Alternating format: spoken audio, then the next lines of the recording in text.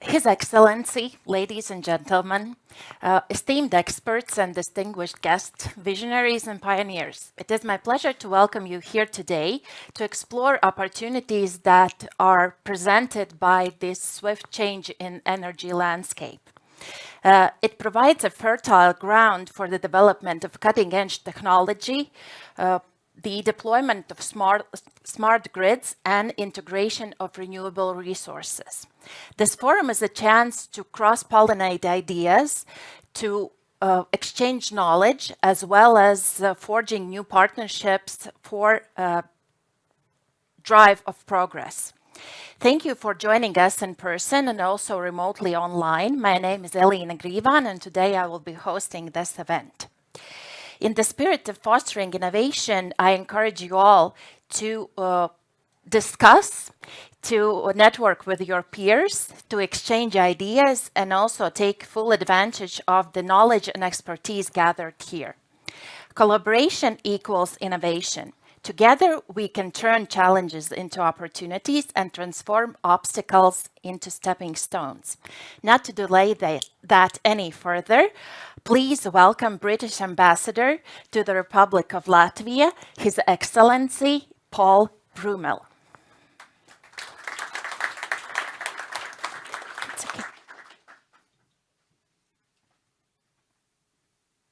Elina, thank you so much, and it's wonderful to see everybody here. I think it's a great idea to have an event focused on electricity grids. It's the backbone of electrification. Electricity grids crucial for future-proofing a net zero industry. I mean, I think I don't need to say this to everyone in this room, but I'm going to say it anyway, that these intricate networks of power generation, transmission, and distribution absolutely play a pivotal role in providing a reliable and efficient supply of electricity to homes, businesses, and industries.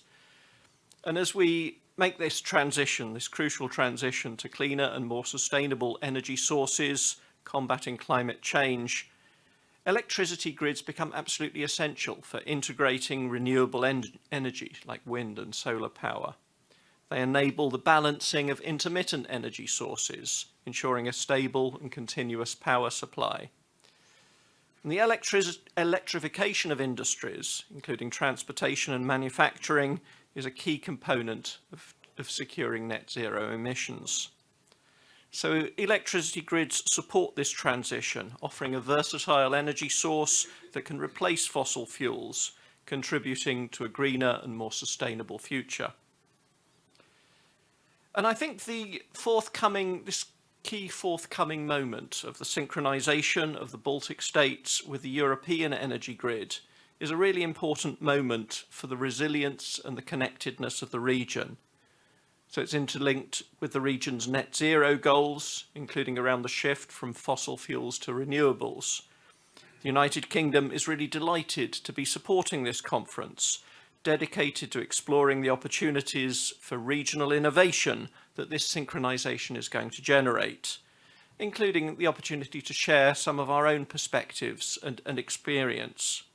And so with that in mind, we're really delighted to welcome this afternoon Sarah McIntosh, Director at Cleantech for UK, to share the UK's experience in building a coalition of clean tech and policy leaders to scale up sustainable innovation in the UK. And Sarah is going to be talking a little bit later, I think, about the UK smart energy market. I'm delighted that we're also going to be joined online by Joe Bradshaw from Krakenflex Consultancy, and Joe's going to be sharing some of the experiences about real-time distributed energy resource management and distribution network monitoring technologies. I'd just like to make a special thanks this afternoon to both Cleantech Cluster and AST, who have collectively, I think, done a splendid job of making this event happen and of bringing together what we see in this room, a wonderful group of expertise and a really enthusiastic set of participants. So I wish everybody a really productive conference and setting ourselves the goal of together helping to reach net zero goals, secure and clean energy. Thanks very much.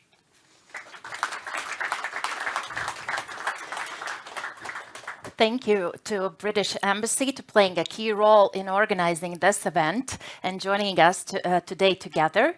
And next, I would like to welcome our Deputy State Secretary from Climate and Energy Ministry, Līga Rozentāle. Yes, hello everyone. Hello, ladies and gentlemen. I'm very glad to see you that there are so many people who are interested in our synchronization process. As most of you know, we have been working on the synchronization project for almost 10 years now. It has been our energy security top priority, and there have been many challenges that we have overcome. And I mean, as in Latvian, you usually say, there is a saying that it's only a tail left that you have to cut. And basically that's what's left for the synchronization project, because it's a bit more only than a year left for the synchronization to be finalized. And we have always looked at it primarily as an energy security project. But here today, we can look at it also as an innovation opportunity. It can bring jobs, it can bring transition to new clean energy, it can bring new ways how we can transform our energy landscape. And it's very important, thank you very much, that our United Kingdom partners are also here sharing their best practice. Actually, a great thanks to our partners from United Kingdom who have supported us in the last years in many energy sector areas, especially energy security. Thanks a lot for that.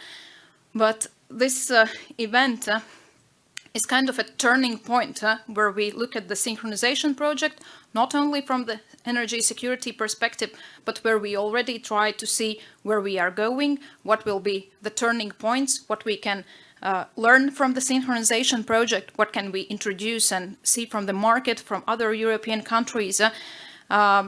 I want to take a great thank you to all the system operators from the Baltic states that have been working on synchronization project tirelessly. Of course, synchronization as a whole is been partially the end result of political will, but mostly it's the end result of technical expertise, the technical expertise of 3 system operators. And with this, I would like to welcome you all today here in this forum to wish you a very good exchange of best practices and the level up from just energy security to innovation, what that can bring to us, what that can bring to the 3 nations of the Baltic states. Thank you very much. Thank you, Līga. How can we level up?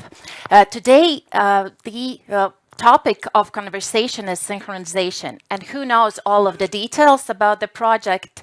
As Līga mentioned, the transmission system operator who was implementing it and is still doing it.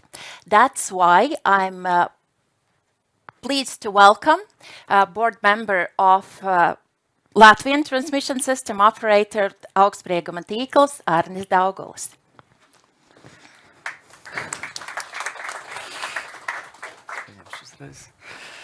Your Excellency, ladies and gentlemen, I'm very pleased to see you all here. And after hearing such inspirational addresses, I really feel proud that I represent Latvian electricity transmission grid operator, the backbone of electric power system. This is really a critical infrastructure which is providing essential services to the whole society. And the thing about critical infrastructures is that normally people don't notice those, provided that they work fine. But as soon as critical infrastructure fails, the effect can be very painful to the whole society. And we as a transmission system operator, we can say that our mission from this perspective is to stay unnoticed. Because if we are unnoticed, it means that we are doing our work well, and we are providing that lights are always on for the country. But today we will unveil a little bit what challenges we as a grid operator face And synchronization, which has been mentioned, is just one of those. We have a lot more. These are exciting times. Having said that, challenges always comes together with opportunities, and I really wish you a very exciting afternoon, sparkling discussions, and hopefully by the end of the day you will leave this room with a bunch of new innovative ideas in different areas of the energy sector. But now, since I am also the keynote speaker, so I will transfer slowly to my presentation, and we will be looking more specifically at synchronization and what are the opportunities it can bring.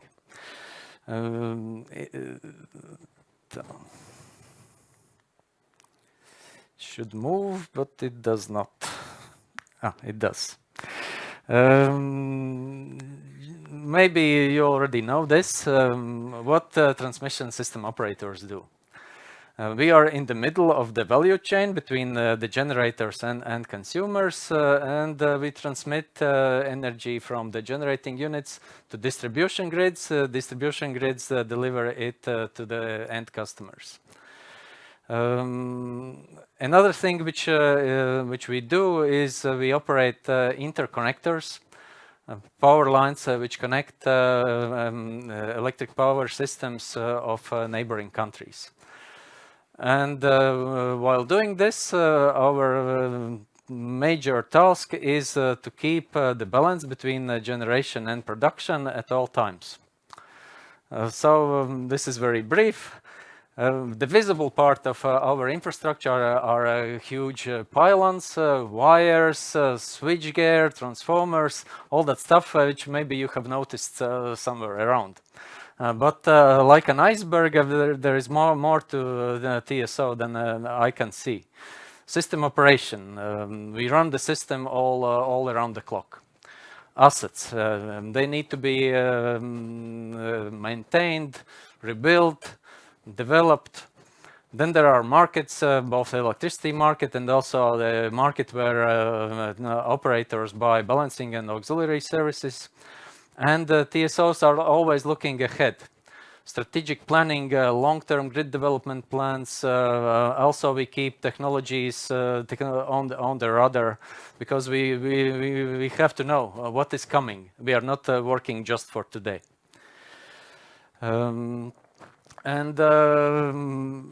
At this time, definitely the challenge number one for AST and also our neighboring operators in Lithuania and Estonia is the synchronization of Baltic grid to Central Europe.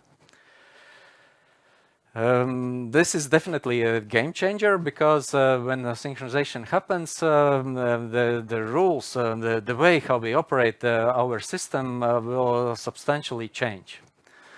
But this is not the only game changer because in parallel with synchronization, more or less within the same time horizon, we will have to join European balancing markets. MARI, this is the balancing market for manual frequency restoration reserves. Picasso for automatical frequency restoration reserves. In addition to that, all Baltic operators will be setting up a new market, Baltic balancing capacity market. It has to be set up, launched more or less in the same time horizon as synchronization. So, and these things will be also the game changers for us. Basically, what it means to operator, it is a profound innovation. Because there will be new concepts, new procedures, new processes, new IT systems to run this. So indeed, there's a lot of things on our shoulders in coming couple of years. Now let's look a little bit closer how the synchronization will actually happen. Up to today, we are still working synchronously with Russian and Belarusian system in the so-called Brummell ring. Baltic states altogether have 9 interconnections with the Russian and Belarusian systems. All of those will be disconnected when the time of synchronization comes. But before it can be done, there are homeworks,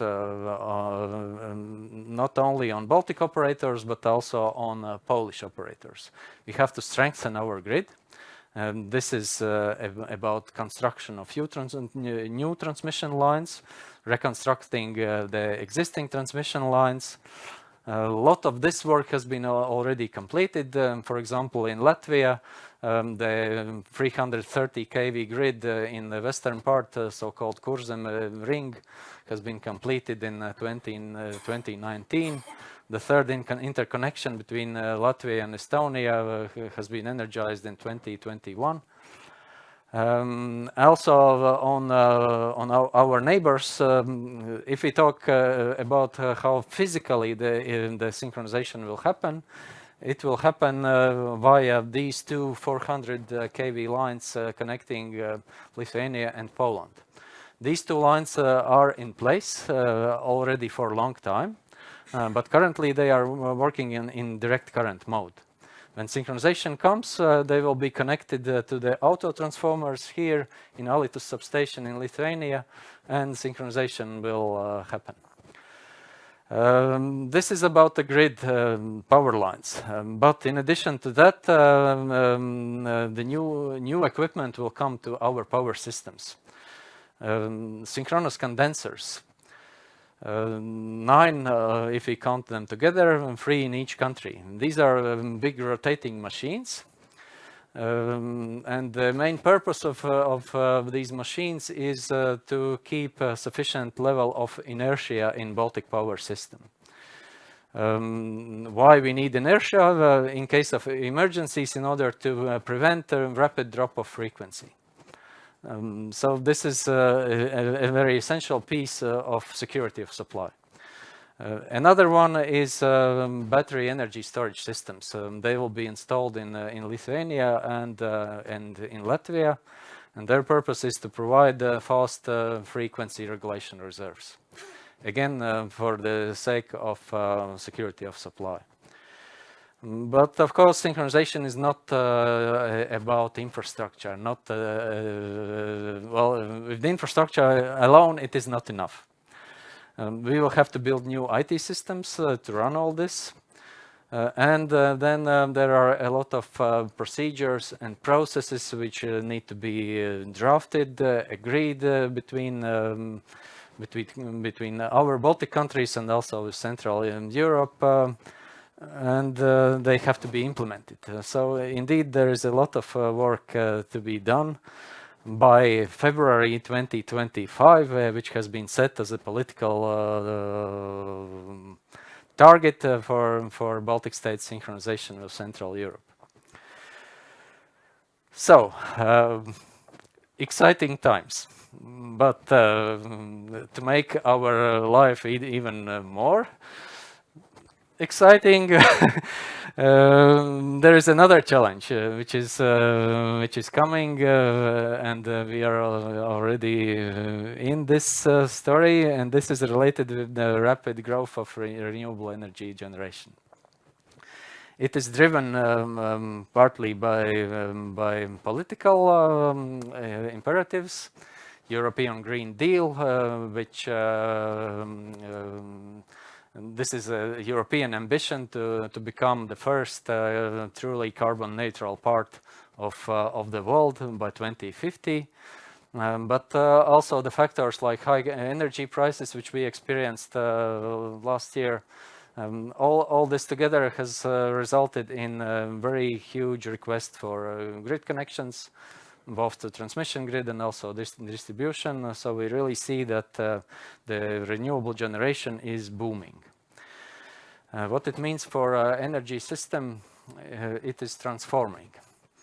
The traditional value chain where power flows from large power plants to transmission grid, then to distribution, and finally to the end consumer.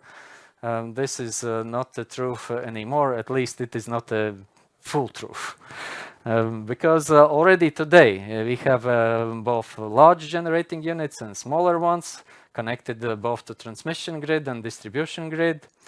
If you look at consumers, they are not purely consumers anymore. Many people have installed solar panels on their roofs, so they are becoming prosumers.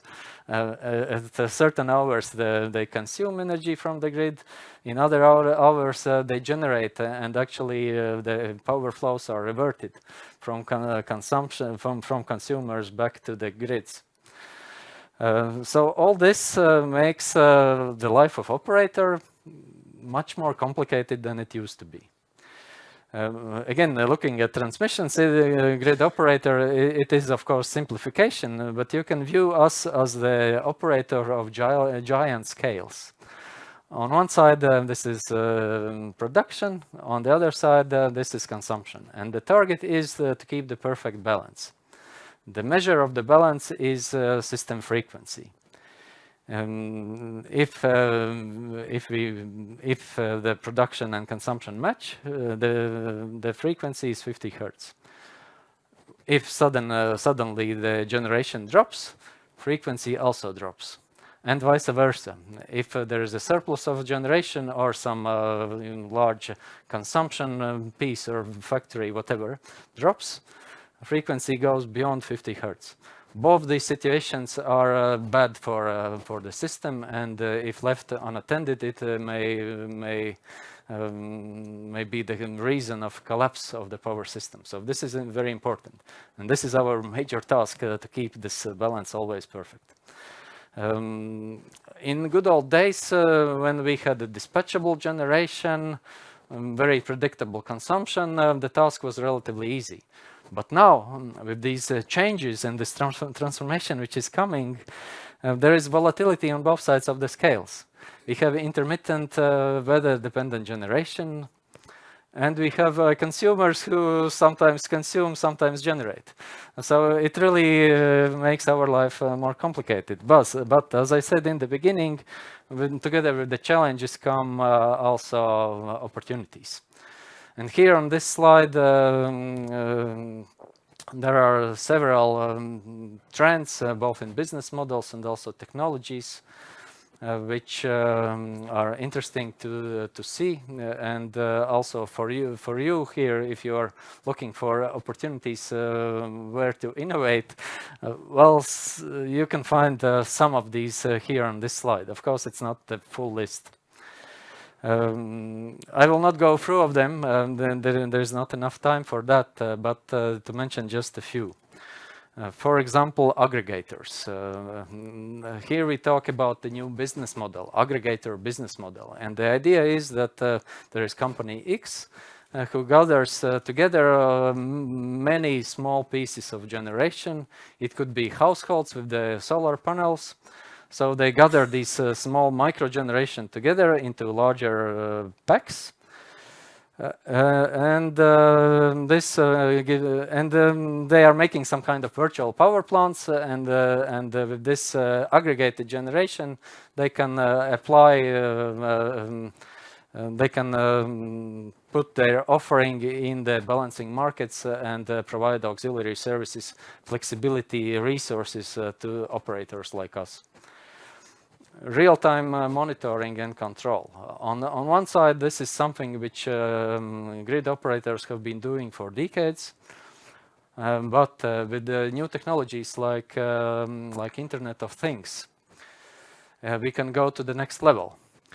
For example, if we manage to install sensors in primary equipment in our substations, switchgear, transformers, instrument transformers, what we can get is the online data about the health of equipment. If we have this data and the understanding how to interpret this data correctly, then we can prevent primary equipment from damages before it happens. And we also can create optimized strategies for the maintenance of our assets. This is about smart asset management in the end. Another thing, artificial intelligence. This is a buzzing thing all over the world, developing very rapidly, applications in many industries.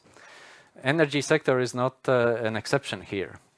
There is a lot of possibilities for AI also in energy systems.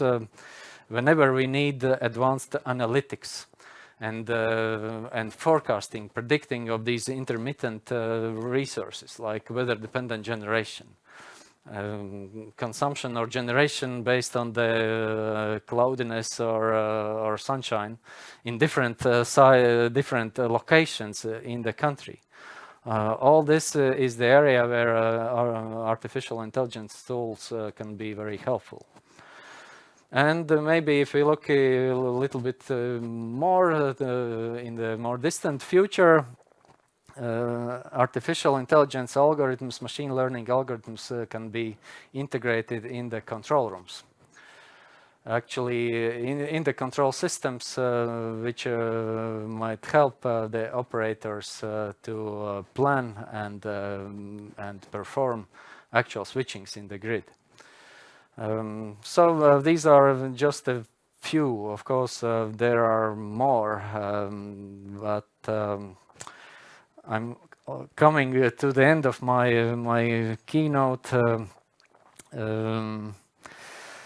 What I want to stress once more is that indeed this is energy sector is a very interesting place to be nowadays. A lot of things are happening, and there are huge opportunities for innovation. It is only about our imagination. And the list is unlimited. But if we try to summarize, then we can look for innovation in 5 Ds of energy transmission: decarbonization, digitalization, decentralization, democratization, and diversification. Here on this slide, we have tried to formulate some thought-provoking questions for all of these Ds, but I'm sure that if you really start to think about that, you'll have your own questions. So that's it from my side. Please stay in touch. And who knows, maybe we'll have some emerging collaborations starting today, if you find some of these areas interesting. And yeah, that's it. Thank you, Arnis. Thank you. Truly a lot of food for thought. And thank you for being open and honest and sharing those challenges. And it is up to us all to make them into new opportunities. And as we know, all great ideas come also from diversity, putting together different views, experiences, and knowledges. And that's why, building on top of this presentation, I would like to welcome Kädi Ristkok, Director of Cleantech for Baltics. Thank you. Hello, everyone. I'm glad to be here today because energy and sustainability are the 2 topics that are really in the picture and really essential for us as a humanity, I would say, at the moment. I'd like to focus a bit on Cleantechs as the innovators of how we produce, consume, store, and transport energy. I think Cleantechs at the moment are in their scaling phase now, and that's a very interesting position to be at because we already have some experience in the field in all the sectors. But now we need to figure out how to do it more systemically and make sure that we make the best use of what we already have, but keep on innovating at the same time. So kind of a double goal that we need to push forward. Cleantech is kind of a charged term as well, I think. We use it very often without necessarily being in an agreement of what we mean with it. So I wanted to start by saying how I would define Cleantech. I would say that Cleantech is not necessarily only a technology. It can be a technology, but also a service or a process.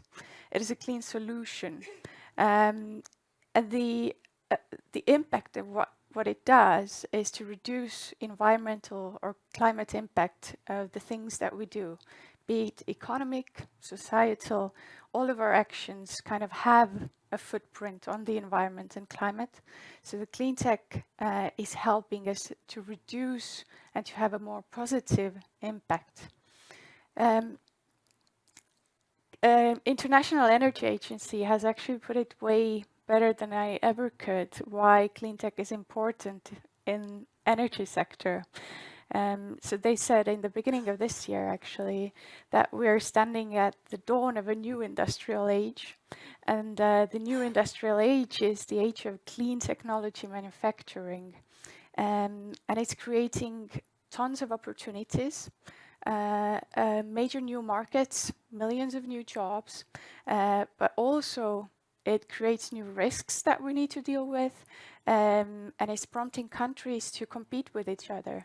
Cleantech is a sector or a field where the first mover has a lot of advantages.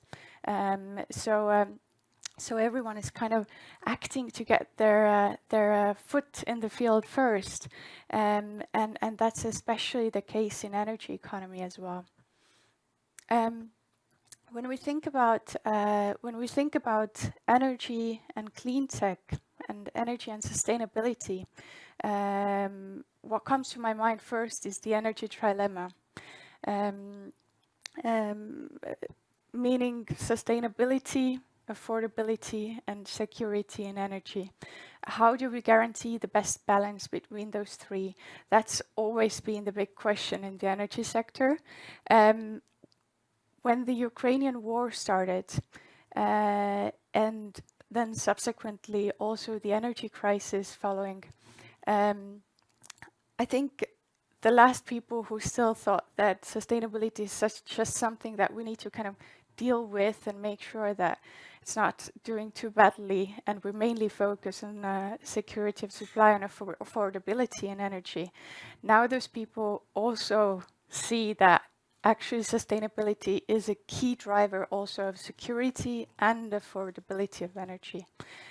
So it's kind of brought together way better than before how we see the energy trilemma, I think.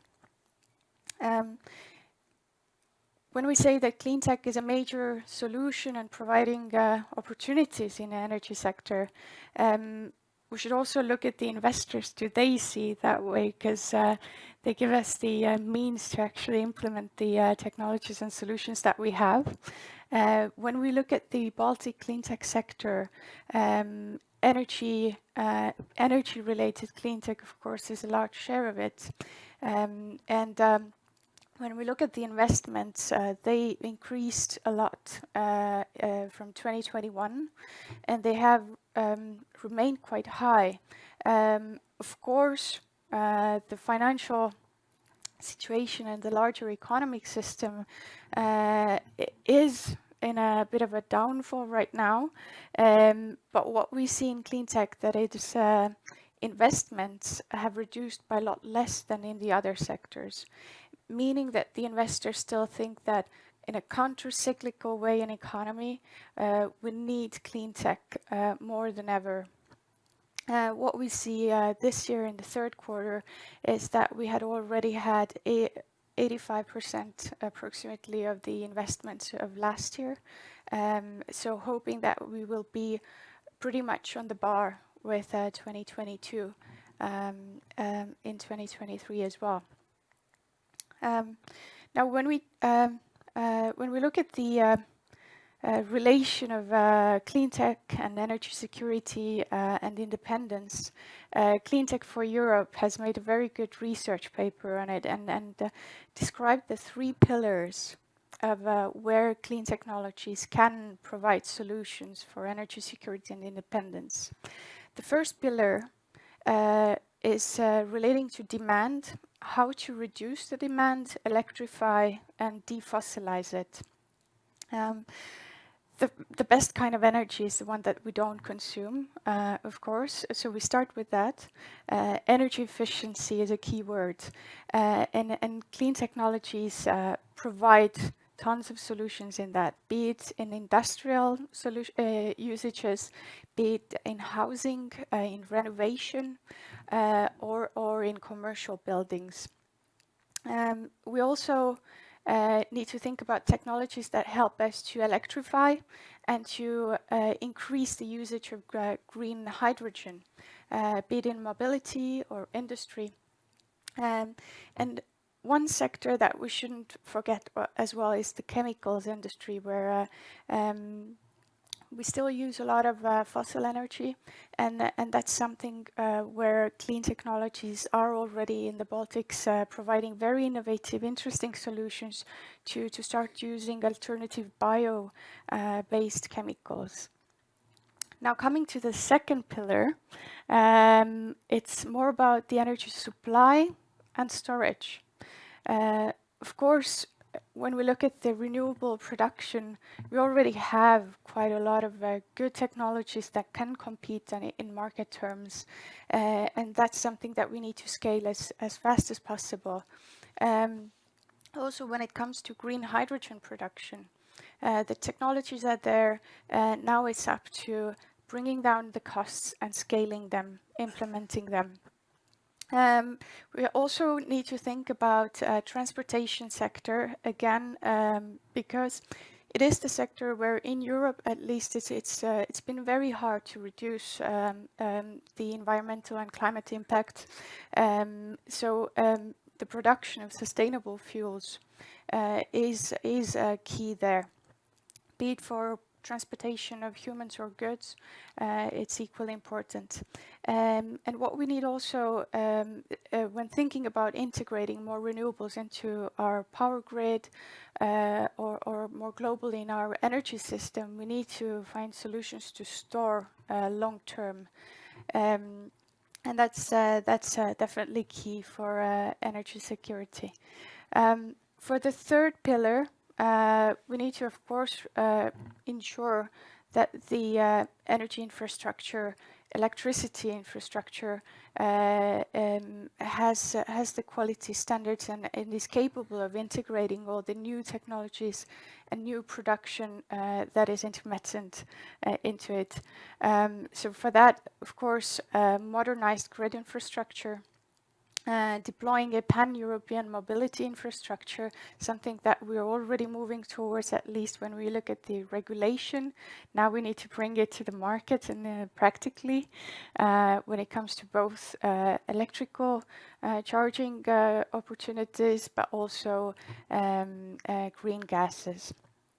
And we need to repurpose and rebuild our gas networks to make sure that they're capable of integrating the green gases into them.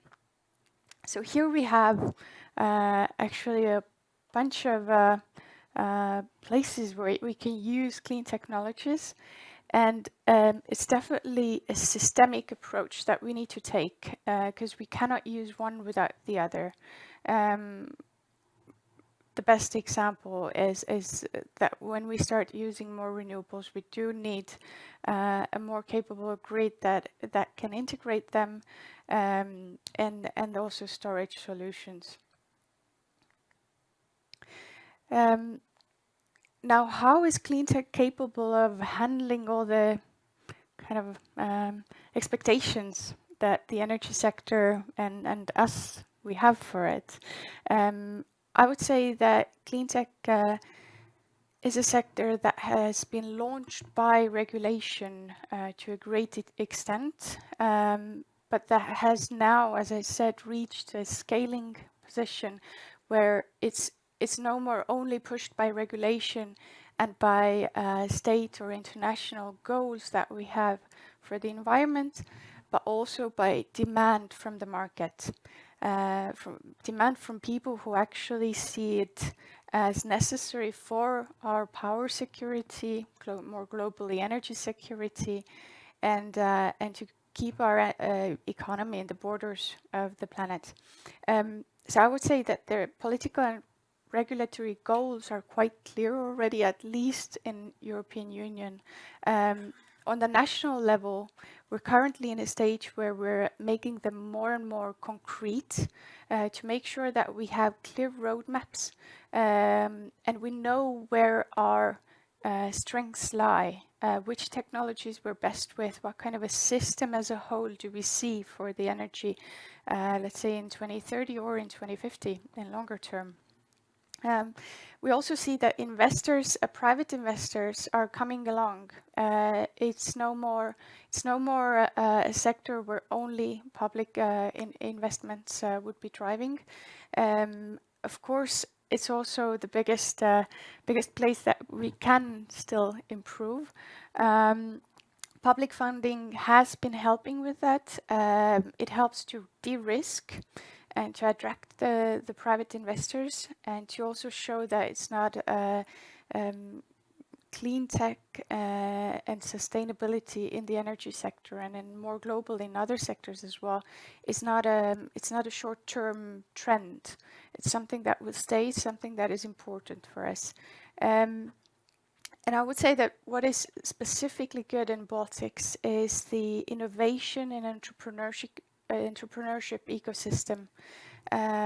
We're people who see opportunities when a problem arises, I think, and that has allowed us to build some very interesting solutions in the Cleantech field, and we are collaborative. Looking at the Baltic TSOs here today, I believe they're really drivers for innovation as well. They are seeking out the innovators and finding ways to help them come to the market with their solutions. We were among the first in the world to have so many smart meters that allow us to create prosumers to manage the demand side of power usage. So we definitely have strengths to bring innovation and clean tech into energy sector. But I can't finish without the challenges as well. We have problems of bringing innovation to the market fast enough, and oftentimes it's the regulation that's keeping it waiting. Either it's the lack of standards for new innovative products, or it can be some permitting processes that take a lot of the time. So we should really create a regulatory system where no innovation is waiting behind the regulator to allow it to the market. Because as I said, clean tech is a field where the first mover has a strong advantage. So that also speaks to our capacity to export the solutions that we're first implementing here in our local markets on a global scale. And the same goes for testing facilities. New innovations need places to be tested at before being allowed to the market. And I think in the energy field we could improve that, be it for green hydrogen production testing or others.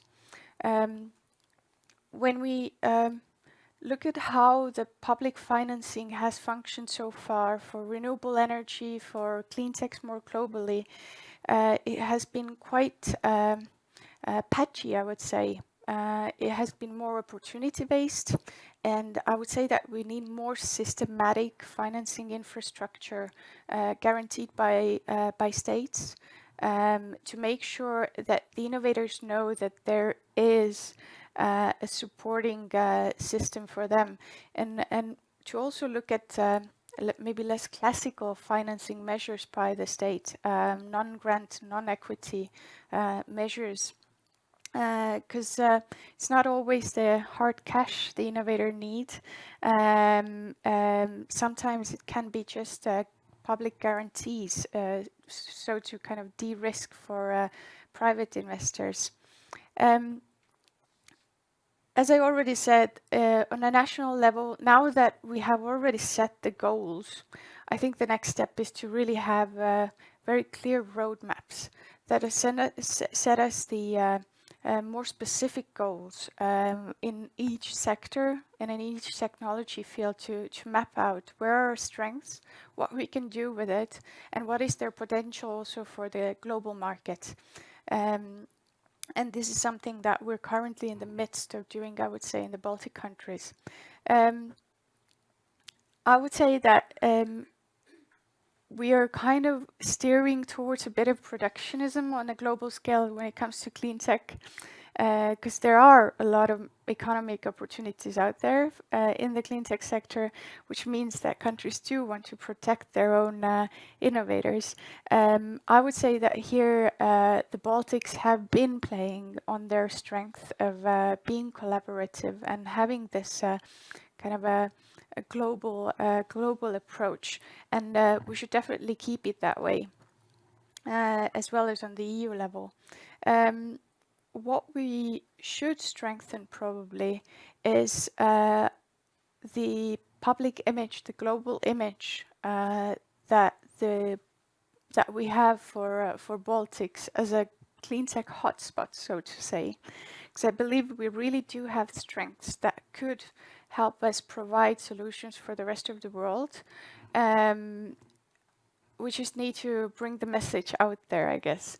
And that's something that we're probably, we're already working on, and we could improve in the coming years. But to conclude, we're standing in the energy, power, and actually all the sectors, all the economic sectors, in a spot where clean technologies are ready to decarbonize and to reduce the impact we have on environment to the levels that are sustainable. 2/3 of the technologies we need to come to climate neutrality by 2050 are already on the market. We just need to scale them. That's a question of optimizing our processes, financing, regulation. And then there's the 1/3 of the technologies that are still either in the laboratories or somewhere in the making. And for those, we need to make sure that they have the opportunities to be tested and that there is demand. So for the energy sector, bigger players, the big consumers of energy, the big producers or transporters of energy, their goal today is to scale the existing technologies in clean tech, and to also give opportunities for the small players who are still testing and who might not figure it out quite just yet. But by 2050, we're going to need still 1/3 of them. So let's be collaborative. And I think clean tech is something to be integrated very profoundly into all sectors, especially when it comes to energy and power security in the current context. Thank you.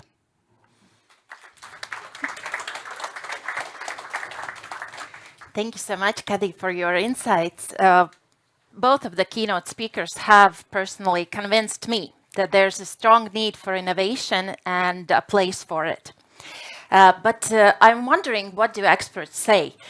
Is the road clear? Are there any bumps in the way that we can expect and steer away? What is the roadmap for innovation in the grid? We have enlisted help of Alberto Castro from Breakthrough Energy Europe to moderate the discussion. So please join me on stage together with our panelists from all 3 Baltic countries. So Antons, Kutjuns, Head of Development and Research Division at Augstsprieguma tīkls, Latvia. Darius Žebrauskas, Head of Innovation of EPSO-G in Lithuania, as well as Kristjan Vilgo, Baltic Regional Security Coordination Analyst in Elering, Estonia.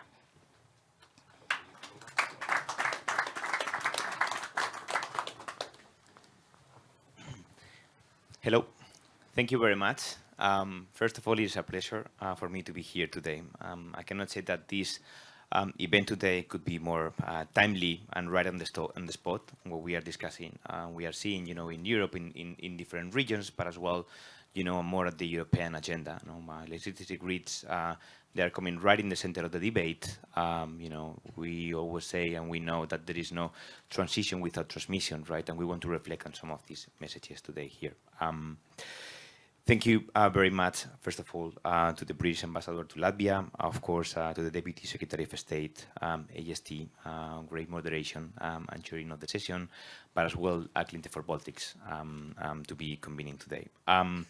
I would like to reflect on some of the words that Kädi was mentioning now, because we pretty much believe now, and this is what something what Arnis was mentioning as well. When there is challenges, there are opportunities, right? And we need to build on those. No, we pretty much work to promote clean technologies. We need to make use of existing assets and of existing infrastructure that we have. I really like the point of how we go to promoting these clean techs that she was mentioning. Pretty much, electrification. There is a clear guidance on electricity is more efficient than any other energy vector that we know nowadays. We need to promote more electrification. We need to upgrade our electricity supply technologies. That's very clear. But as well, we need to build storage. That is key to maintain our balances, as Arnis was mentioning.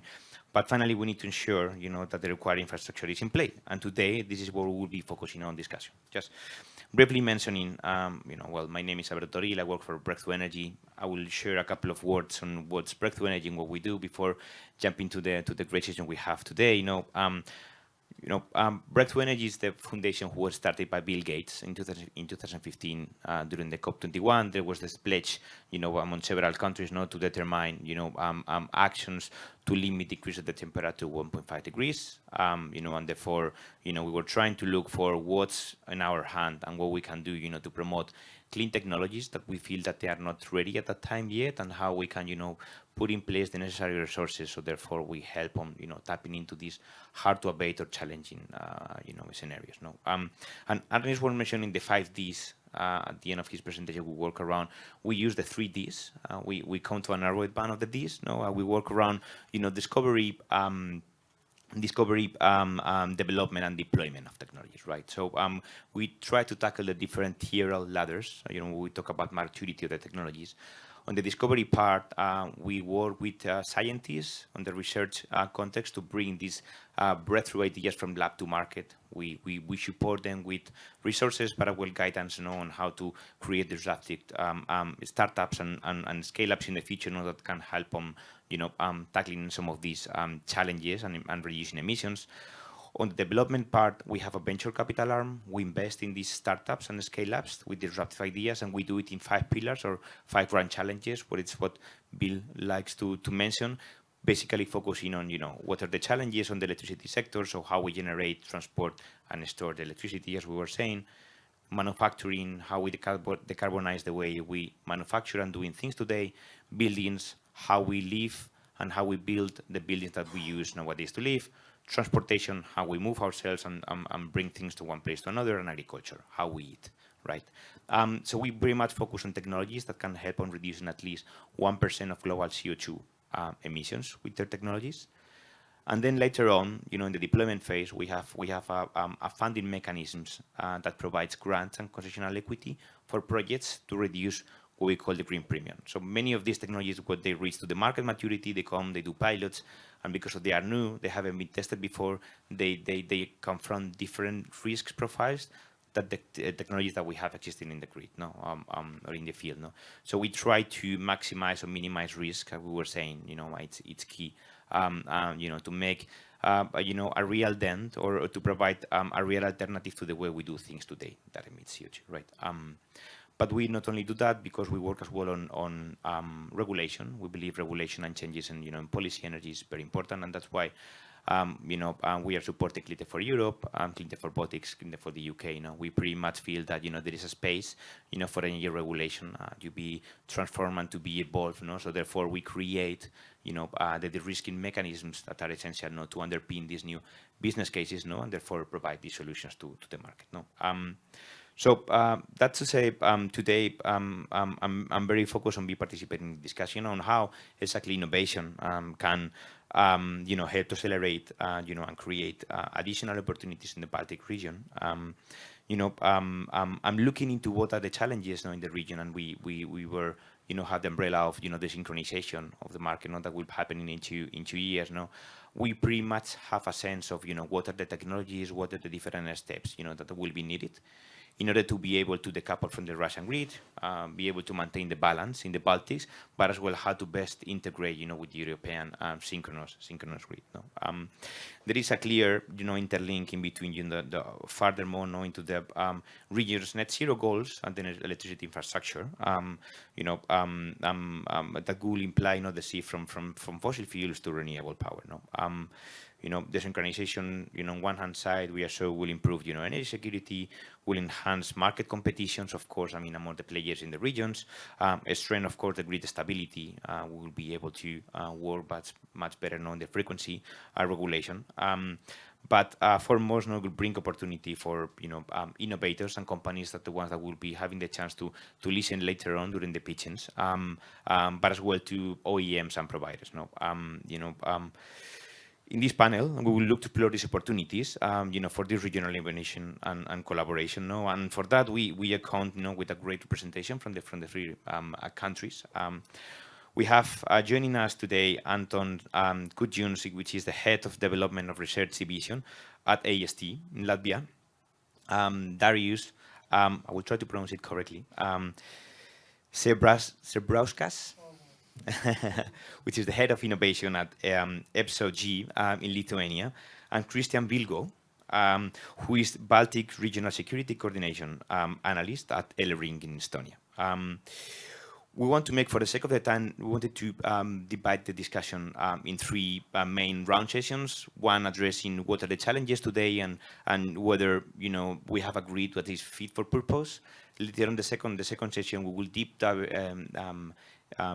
dive deeper into what are the challenges in the midterm and the long term, so pretty much interlinked to the synchronization of the grid happening in 2025, but beyond what happened with the NSCP targets and the decarbonization targets of the countries, and to finish it up on what are the opportunities for collaboration in the regions, and what are the lessons learned that we should take at a higher level and share with stakeholders. So maybe my first question goes to Anton. We know that Latvia currently accounts approximately for 40% of power generation coming from gas power plants, another 40% from hydropower, the rest is biofuels and other technologies like onshore wind. There is at the European level, there is a clear guidance at the European Commission that we need to increase investments in power grids. They put a number, they put a figure, 534 billion euros by 2030. Essentially, everyone knows that they are the forgotten giant, in many of the discussions that we have. So, would you want to briefly, introduce AST main priorities, to the audience and explain what are the challenges that you are currently facing to ensure, a secure electricity supply nowadays in Latvia? Yes, good afternoon. Thank you for introduction. And then, yes, from TSO point of view, as you mentioned, I'm from electricity TSO, and then the TSO is the main body for provision of security of supply and stability of the system. And then from such point of view, I would like to underline maybe 2 things. Yes, you, Alberto, was absolutely right. System is changing from base load technologies to distributed generation, and then, to be honest, it is a big challenge, and also big challenge, and then at the same time big opportunity to TSO to go forward and then try to solve all these issues and then try to solve it correctly. And then from this point of view, I would like to underline maybe 2 things from AST point of view. Arnis had a very good background with synchronization project, and then, to be honest, synchronization with continental Europe and the synchronization with Russia and Belarus power system Brel Ring is top priority project in AST, and then in all Baltic TSOs and in all Baltic states. And then, to be honest, majority of synchronization projects are very critical, essential, and then at the same time challenging from technical point of view, and then from timeline point of view. And then speaking is not only about infrastructure, because for AST, for instance, implementation of synchronous condensers or battery energy storage systems is quite innovative project. Yes, maybe they are known at the world, but for us, we did not and then do not have experience with such project and implementation of it. And of course, this is a big challenge, but it is not only infrastructure, but also a lot of IT projects, a lot of measurement projects, metering system, how to say, to speed up the metering processes to operate synchronously with continental Europe, and then we've changed regarding, how to say, going from decentralized system from centralized system to decentralized system. Yes, and then yes, synchronization is tomorrow. And then the quite innovative solutions are on the place, and then the AST is doing all the best to implement it on the time. But this is first thing, and then second thing, what I also would like to underline, of course, this is moving to distribution generation and booming of renewable energy, with also including technologies from this point of view. And then, to be honest, interest is huge, not only in AST, but in all Baltic, in all Europe. And then it is also quite important and then big challenge for system operator if your production is going to be more than 6 times more than your consumption. Of course, you need to be quite innovative in your approach to solve this problem. I really like, I will pick on the point that you were mentioning, like it's not only about infrastructure, but as well it's about other technologies, digital and hardware, Absolutely. right? And this is part of the discussion that are taking part now at the moment with the European electricity market design that is taking place in Brussels, where there is an angle of how to prioritize and how to incentivize this type of investments in the grid, through the TOTEX or through the share benefits approach, on how to focus more on the capacity of the grid than just about the infrastructure. I want to move down a bit and come to Darius and think about what's your main priorities now in Lithuania. We know that the country kicked off the National Energy Independence Strategy back in 2012, which constitute a very a great incentive that was later on taken by the NECP, the National Energy and Climate Target by 2030, that where Lithuania mentions that it's planning to reduce electricity imports by half, produce 70% of its electricity needs from domestic renewables, and of course, completing the synchronization by 2025. So, do you want to explain to the audience what's EPSO-G with your different hats and umbrellas, and like all the pieces of the puzzle that you are bringing together? What's your view and the current work that you are doing to ensure the lights are on in Lithuania? Yes, Alberto, thank you for your question and kind words, let's say. So maybe for everyone, because not everyone maybe know EPSO-G. So EPSO-G represents a group of transmission companies. So namely Litgrid as electricity TSO and Ambergrid as gas TSO.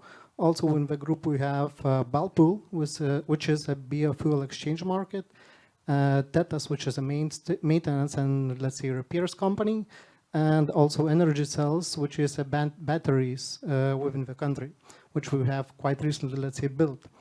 So maybe coming back to your question, I would start from the National Energy Independence Strategy, because actually at the moment we are kind of preparing for an update of it. And one of the inputs for the strategy is another study which we have quite recently finished, It's called the Lithuanian Energy Transformation Study.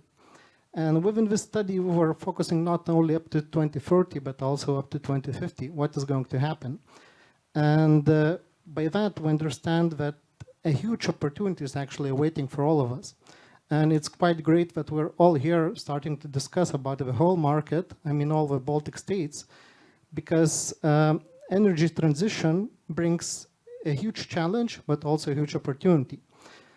So while looking into the future innovations, we want to pursue, let's say, huge electrification.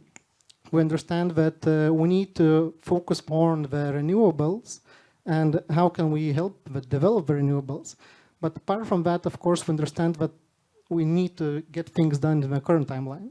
And here we come to the synchronization topic. So from the synchronization perspective, I already mentioned that we quite recently have finished the deployment of 200 megawatts battery parks, which are 4 parks consisting of 50 megawatts each. And actually in the past month, they became operational in a full capacity. So currently we have one, let's say, of the best and let's say most modern industry frequency management tools. Apart from that, we actually have already built 2 out of 3 synchronous condensers, and 1 is awaiting next year. And speaking of Litgrid, we made even more, let's say 7 projects in total, which are related to the synchronization. We have reconstructed transformer substations of 330 kV. We have built additional lines which were needed. We have optimized our networks. And also we have been the first, let's say, in the Baltic states, which finished the isolated work. So it's quite a remarkable work which we have done. But speaking about synchronization, I want to also touch that it's kind of a separate program, and it's going to end in almost a year. So we kind of think that we are ready, let's say to sum up, we are ready for that. And we started to look what's going to happen in the future. What's going to be in 2030, what's going to be in 2050, and how can we prepare for that? Thank you very much, and we will come to that point later on because I think the demand part is very important now, and see how it transformed throughout the way. You know, it will really mark the challenges that we have nowadays. Amazing numbers and amazing figures on the project that you are doing. We'll come back as well with the batteries later. I'm very interested on that topic. But now I'm moving to Estonia. Kädi was mentioning before the energy trilemma, and how it's very important to balance energy security. Sadly, we've been seeing recently what happened with the gas infrastructure, which is connected to Finland. But and seeing how relevant it is, to be able to adapt, and to work on, that part of the security, in the infrastructure for both gas and electricity. Coming to the electricity part, it will be very interesting to know a little bit more on, what are the current challenges that Elering is facing, and what are the priorities in the Estonian energy system. Hi. So compared to my co-speakers, I'm more with operational background. So maybe not so far looking, but maybe very practical. So one would be we could get to the security part later on, but first of the sort of technical issues and the philosophy that will change. As mentioned before, we need to keep the network stable, and from point of view operations or operating the grid, the renewable energy or synchronization are not so different. They will introduce huge changes to previously very stable system, which we need to be ready. And that also causes the decentralization of generation. It comes to the philosophical question. Today, the cost structure for TSOs has been the energy use, at least for Elering, energy use of the grid. But now it is more becoming, let's say, only providing the reliability. It might be in hours that there is no consumption going through really the grid. So it might be transmission and just the local generation and consumption. And this is a completely different cost structure or investment structure for the TSO. So there is a philosophical way how we look at ourselves, what service we are providing. Historically, you provided huge power plants or huge connections on country borders provided to consumers. Now we have to figure out the whole system, how to provide that. And the changes are, you have seen the market prices. What happens if you have renewable energy? You will have more fluctuations huge fluctuations. So you need to be somehow ready for that. I personally don't feel that we have so much infrastructure to reconfigure. It is, of course, there are weaker parts of the grid that were never meant to transfer these huge amounts of energy if there are large wind parks. But the main is data and the speed of which we have to react. So previously it was fine if operators reacted in I don't know, in half an hour or 15 minutes. Now we're going to really small timescales. So what are our main goals today from the infrastructure is to find our existing infrastructure and make it smarter. Both the monitoring, both the controls of it. As we said, that we have many changes. Until now, the markets have been 1 hour resolution. We are going to 15 minutes. So we will have fast reserves to counteract all the changes into the consumption and generation. We need to make the consumption smarter. So I would say it is a lot about digitalization and data and a little bit about hardware as always. In the end, how the system works is you have operations who are really doing the final control and will get all the headaches which are not done in previous planning steps. And we need to plan well, and to plan well need to have good data and plan both on the multi-years ahead, 10 or 50 years ahead, but also a day ahead, 2 days ahead. And for that, we need good quality, good resolution data, both from both for markets and for grid operations. Now, coming to the security question, I think TSOs can do there to a limited amount. We can't have private militaries protecting our infrastructure, but what we can do is the same, to do data analysis, risk analysis, to understand. In a way, we are becoming like insurance providers. We are electricity or energy insurance providers. We are providing the insurance that it's there if you need it, but many times it's consumed locally. But that also means that we need to know what are the risks. And most likely what we can do is to understand what are the most riskiest components and have backups for those elements and procedures to react fast. I think the physical security level is then already on the state level, not something that TSOs can really ensure to the end. Great, thank you very much. And I really like the point that you were mentioning. It's really important to have data, and to have good access to figures and numbers, that can help us on configuring. I mean, what would be the grid that we will need on the next years to come. And that's pretty much linked to the discussions that are happening as well around the electricity market design.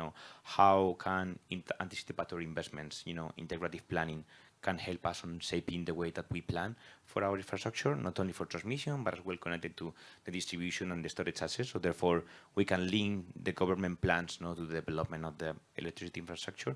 And that's something very, very relevant to pick up on.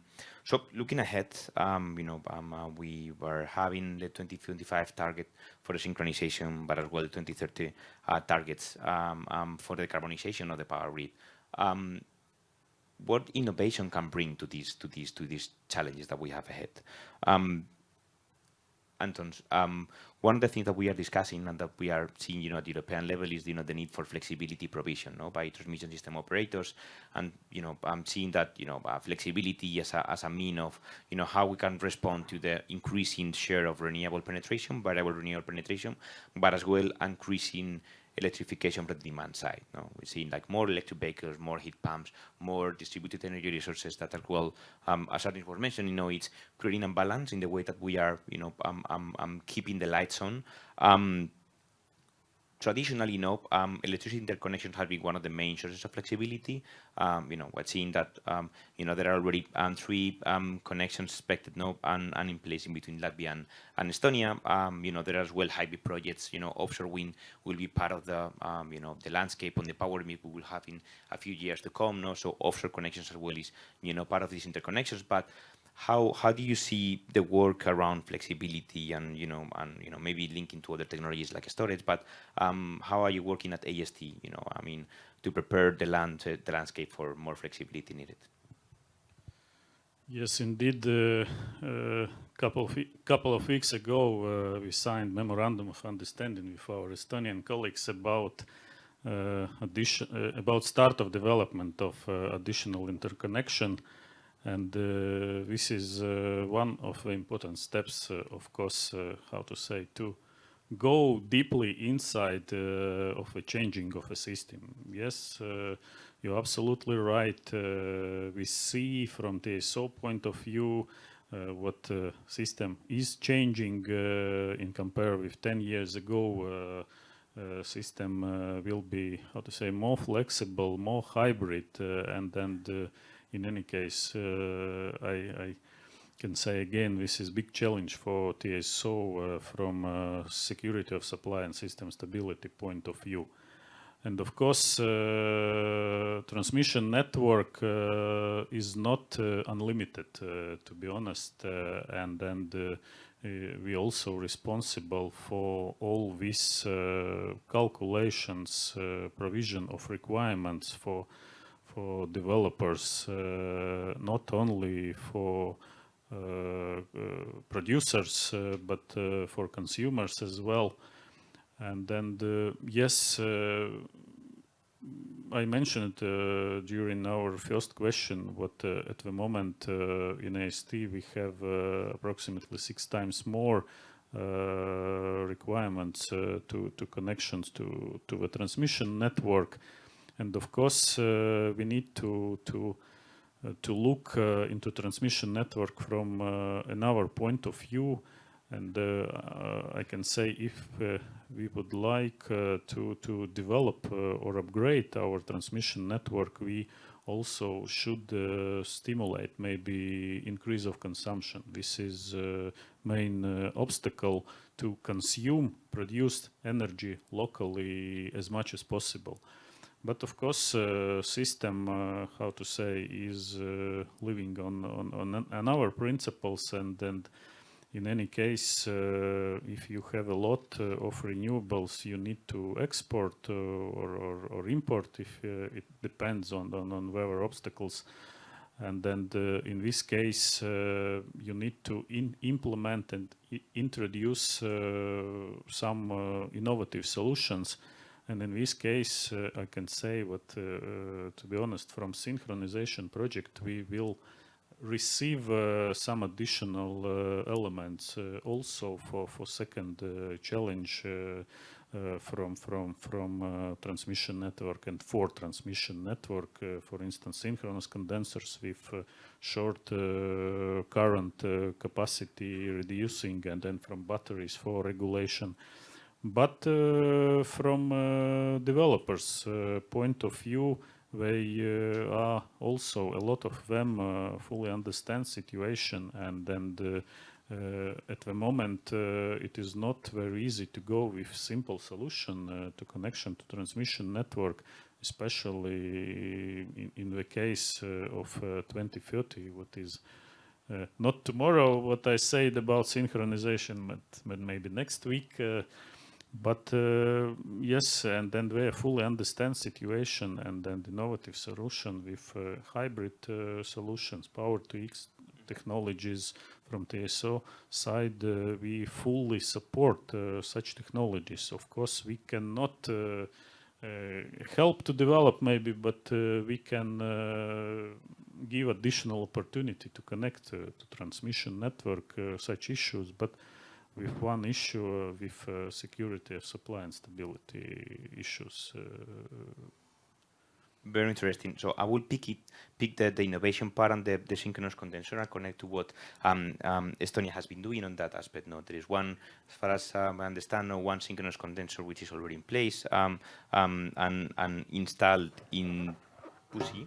But there are 2 others more that will be installed soon, in Kis and Viru. I would like to know more on what you were mentioning before, on what's the share of digital versus hardware, when you are talking about reinforcing the grid. Which are the technologies that you are working with, superconductors, dynamic land rating? I mean, all these type of things are part of the equation here. Yeah. So I think 2 synchronous condensers are now installed, and the hardware is really there, and it's very helpful, as said, for all sorts of changes for the network. But I think the point here is to also think what can be reused and what is also very useful systems in our, or tools in our toolbox, let's say.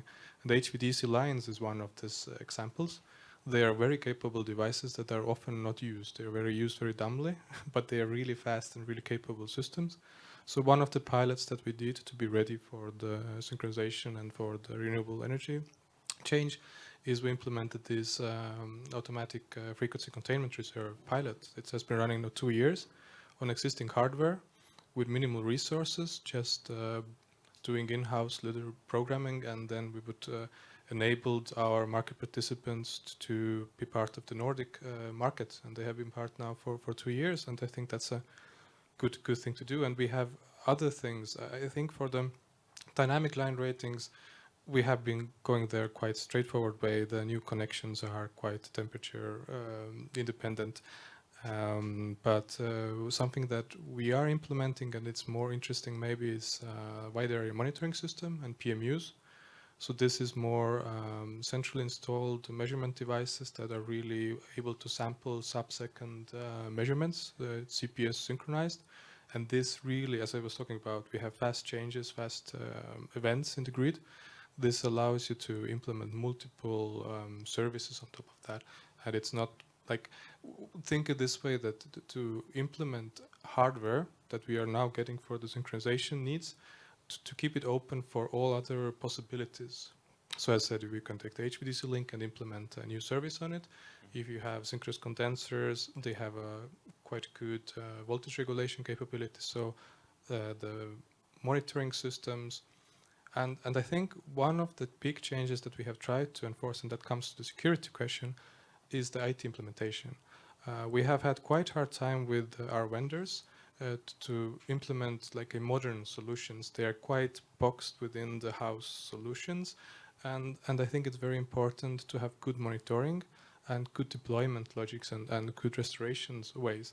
And I think we have been quite successful to push our vendors forward to have more virtualized, more centrally monitored, more easily restorable dynamic solutions where you can add hardware as needed, not that it's fixed. And it's, I mean, for a long time, the IT systems were like the same as object itself. It's like 20 years or 30 years, and you don't upgrade the hardware nor the software. I think that's a very valuable thing to keep in mind, that you need to also take the best practices, what the current IT sector has already established and implemented also in the energy sector.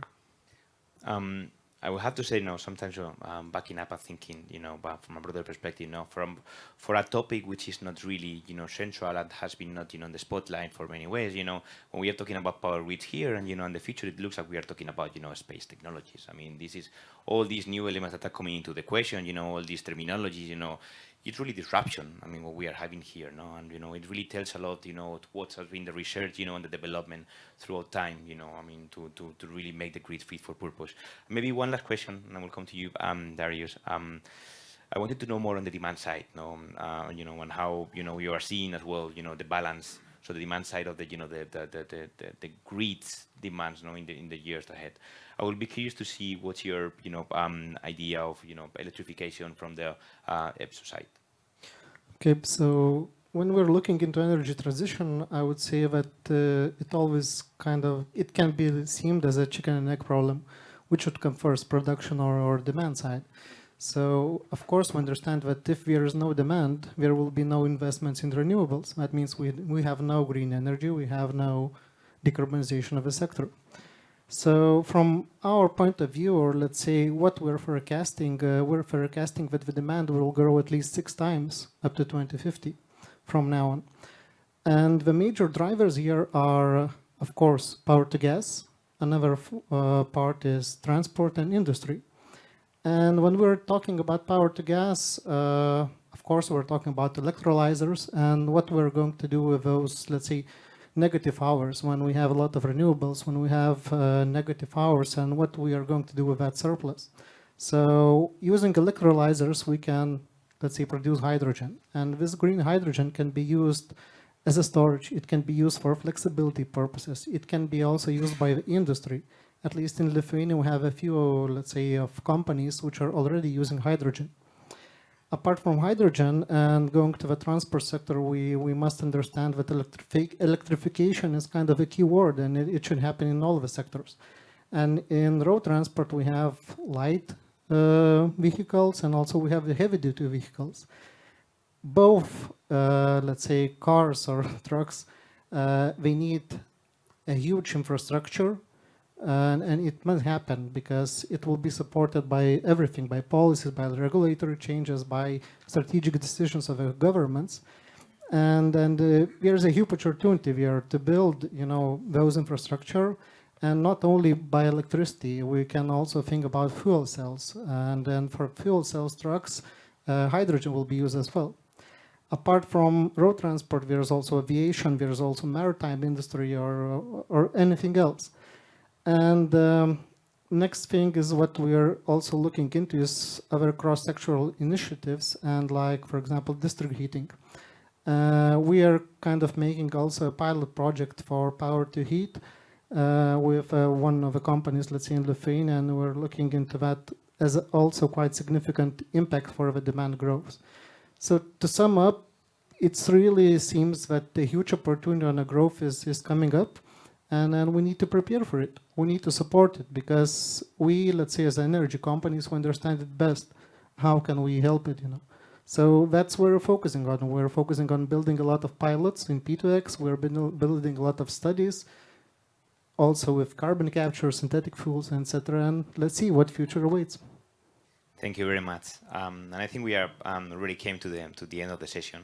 So before we move to the coffee break, I want to summarize maybe a little bit of what we are taking from this interesting discussion. Because for me, the overarching element here is collaboration. We are seeing, we are mentioning pilots, we are mentioning many type of projects, involving different technologies and stakeholders. So, it is clear that no one can take this alone.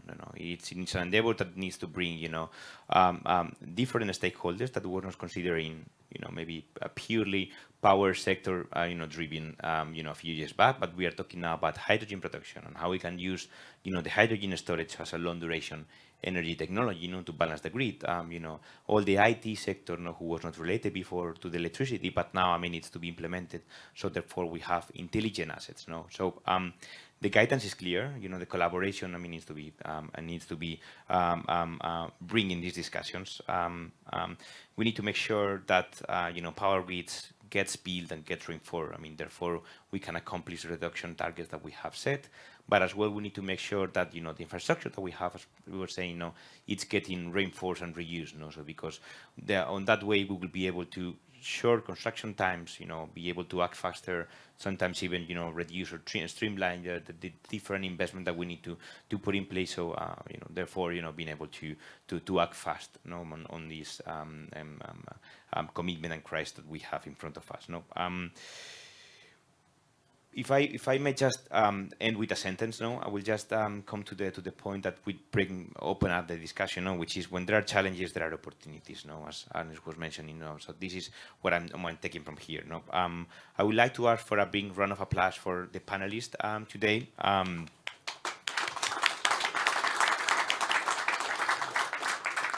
with that, I will thank you all, and I think we are free to go.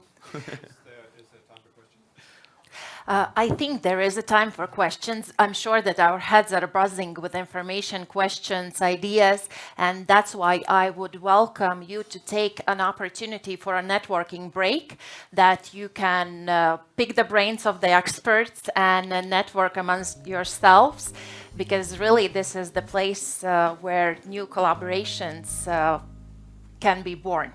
And we will meet here in this room at 3 o'clock in 30 minutes. And to those who are joining us online, please write your questions in the chat and we will do our best to address them later. Thank you. It's a struggle to get people back to this room. This means that here we have go-getters that are networking, which is really great. And when it comes to the topic of conversation, the issues highlighted today are not only exclusive to Baltic states. And therefore, we would like to welcome today Sarah McIntosh from Cleantech UK to share some insights abroad from Baltics.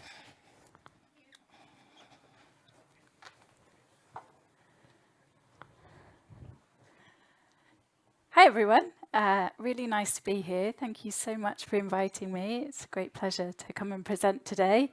I'm going to try and give you a bit of an overview about Cleantech for UK and some of the situation in the UK on our national grid and some of our experiences, and then I'm also going to talk to you about some of our innovators. So I'll start off first of all telling you a little bit about Cleantech for UK. We launched earlier this year. We're quite similar to Cleantech for Baltics, but we run in a slightly different way. But we launched in February, and the purpose of our initiative is really to provide a policy voice to investors who are interested in investing in clean tech in the UK. They're predominantly UK-based investors, but they invest sort of across the globe, including the UK, but not limited to the UK. Really, we advocate for good policy to enable the maximum amount of private investment to be able to be invested in the UK. And you might wonder why the UK needs this. Well, it's really simple that our policy environment isn't optimized yet to encourage clean tech and enable private investment. So that's what we're trying to do. We're trying to work with government to optimize that policy. And the coalition is made up of all of these different investors. And it's funded through Breakthrough Energy. But actually, I work for a company called Cleantech Group, which is a consulting, research and events company. And I'm mentioning this because Cleantech Group run a forum every year. In fact, they run 3 forums, but they run a forum in Europe, which happens to be in Tallinn this year, in a couple of weeks' time. And it will be stacked full of investors and startups from across Europe. So just thought I'd mention it in case it's of interest. And if it is, please do come and talk to me afterwards. So I thought I'd start off just by talking a little bit about the UK energy mix, just to give you a brief background as to where we are. So we're still heavily reliant on gas, but we do have about 42% of our energy comes from renewables now, which is exciting. And you'll see just a tiny amount of coal just up here, just 5% is produced by coal now. And actually earlier this year, late last year, we shut most of our coal plants. We've only got 1 left now. So that's good, but we've got lots of renewables, but still far too much gas. And then just about 15% of nuclear, which is we're expecting to increase because we are building new nuclear. So just to give a bit of an overview, so the UK does pretty well for clean tech investment. We have a lot of innovators in the UK. Our universities are good at spinning out their ideas.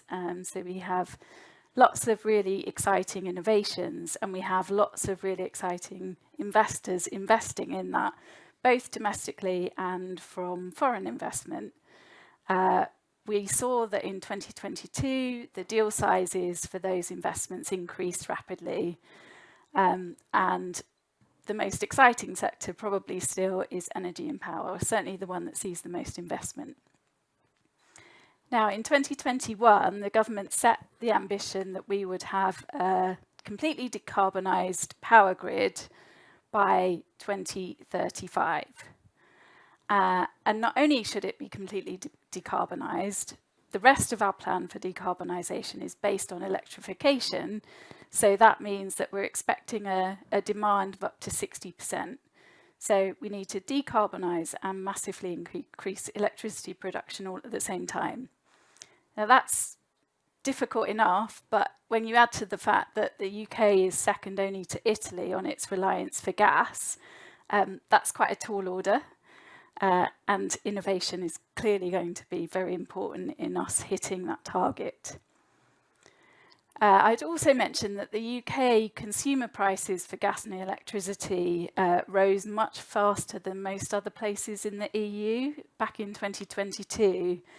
I know that most of Europe was suffering at that time with the war and various other factors, but I think the UK, because we have such a reliance on gas, but also we have the least energy efficient building stock in Europe, added to that that difficulty with the pricing. So as I mentioned, electrification is key to our decarbonisation, but we have an ageing grid. In fact, we have one of the oldest grids in Europe, and it has led to difficulties in balancing that grid, particularly with the changing amounts of renewables and other intermittent sources. And in fact, we spent around 1.3 billion in 2022 in curtailment, which is huge. But as I mentioned, the UK is strong in innovation, but other countries are moving very quickly, particularly with the EU's Green Deal and the US's Inflation Reduction Act.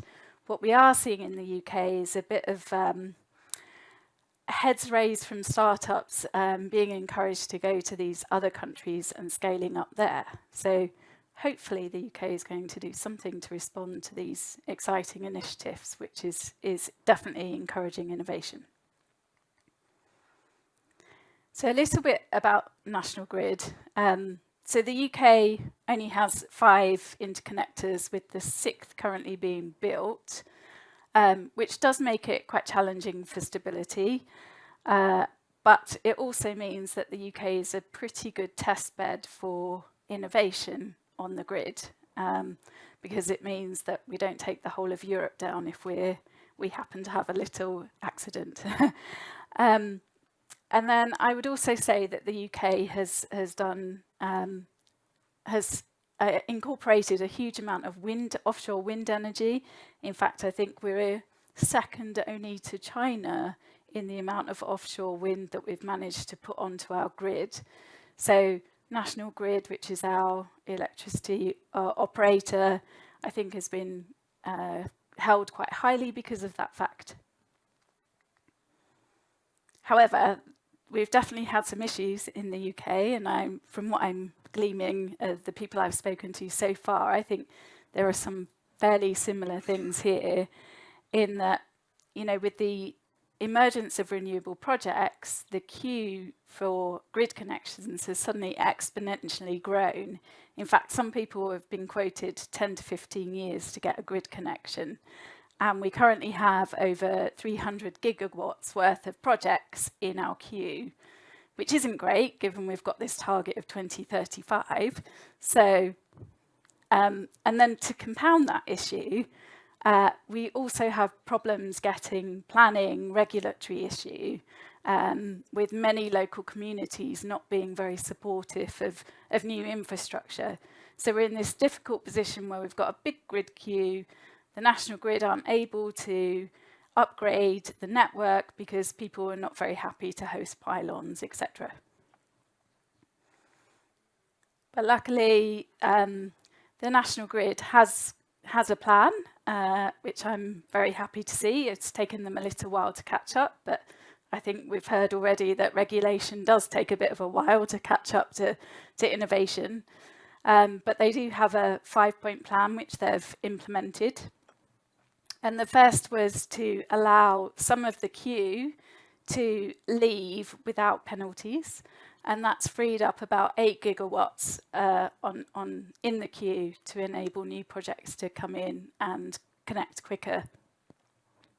They've also changed the way they are modelling their connection data. And they've changed the way they're treating storage to enable the storage projects to connect more quickly. And finally, they've also changed the contractual terms that they're offering people so that they can manage the queue in a more efficient way. And it means that if people aren't quite ready to connect, they can get pushed back rather than just holding up the queue, which is what was happening. And then finally, allowing storage projects to connect very quickly, but with the caveat that they might have to turn off without being paid initially while they sort out the queues. So that's a bit of a background to why our policy environment isn't quite optimal yet, and investors are investing, but not perhaps in the way that they should because of these grid connection issues, etc. But nonetheless, we've seen that between 20 and 18 in venture capital alone, we've seen 2.9 billion invested into the power sector. And just to put that in context, you'll see this green line here is energy and power at the top, with other sectors all below it, and fairly consistently we've seen that energy and power gets the most investment in the UK, in the VC sector. And this is a bit of a breakdown of what we've seen between 2018 and 2022, some of the more specific sectors. So you'll see that by far energy services gets the most investment, and I guess that's perhaps not surprising because quite often it can be software-based related investment, and then with all the others sort of fairly standard below. So just moving on to a couple of the investors. I'm not going to talk through all the investors in the UK, of course. I've just picked a few, but just to give you a bit of a flavour as to what's happening here. But if it's something of interest, we have absolutely bundles of innovators that I'm sure I can connect you with at a later date if you want to contact me. So just a few examples. The first one is Reactive Technologies. They are in our national grid. They are helping our national grid as we speak to manage inertia in the system. And they also are in the Tokyo grid, helping to manage inertia there. So they're growing really quick and have really made a difference in helping to manage the grid. And that's real-time measurements rather than the sort of modelling that was previously done by our grid operator. The second one is Piclo. They are a leading independent marketplace for energy flexibility. They again sort of help to manage the flexibility on the system and control it in different places. Krakenflex, who I think is joining a panel later, so I won't say too much and take their thunder, but they are similarly real-time distributed energy resource management distribution system. Then we have Flexitricity, again, a demand-side flexibility management and aggregator of services. And then we have Satira, who operate storage assets across the grid. And finally, Open Grid Systems, which is a software used to support network model management. So just a few of the innovators I thought I'd mention. And then just finally, the National Grid have an innovation strategy that they've brought out this year. And I think it sort of details some of the opportunities to be able to collaborate, some of the things that they're hoping to bring online. You'll see some of the work that they're already doing with the universities. But I think it's a really interesting strategy and is somewhere that we can sort of think more about how we could collaborate. And of course, now the UK is finally back in Horizon after quite a long hiatus. Less said about that, the better. But another way for us to collaborate. And then I know some of you already know Innovate UK, which is a funder based in the UK, but often works with international, supports British startups to work with international researchers, startups, etc. So just a few ways for us to think about how we could collaborate on these issues. Thank you. Thank you, Sarah. I understand that we all are in the same boat. The challenges are quite a few, and many of them are the same. But Sarah shined a light of hope in forms of investment and venture capital, that there is interest in the ideas that already have formed in your heads and are just in the beginning stages. And to furthermore encourage you to bring your ideas to fruition, next presentations will be around the ideas that have gone further from idea to something more tangible and real. So next, let me welcome Karolis Subačius, CEO of Balancing Grid. Thank you. Good afternoon, everybody. I would like to thank organizers of this event of possibility to share possibilities to the grid. So my name is Karolis Subačius. I represent Balancing Grid, and together with French company Energy Pool, we provide demand response services to the market and help consuming companies and producing companies to participate in flexibility market. So in Lithuania, we provide demand response services together with renewable energy and storage development projects and design.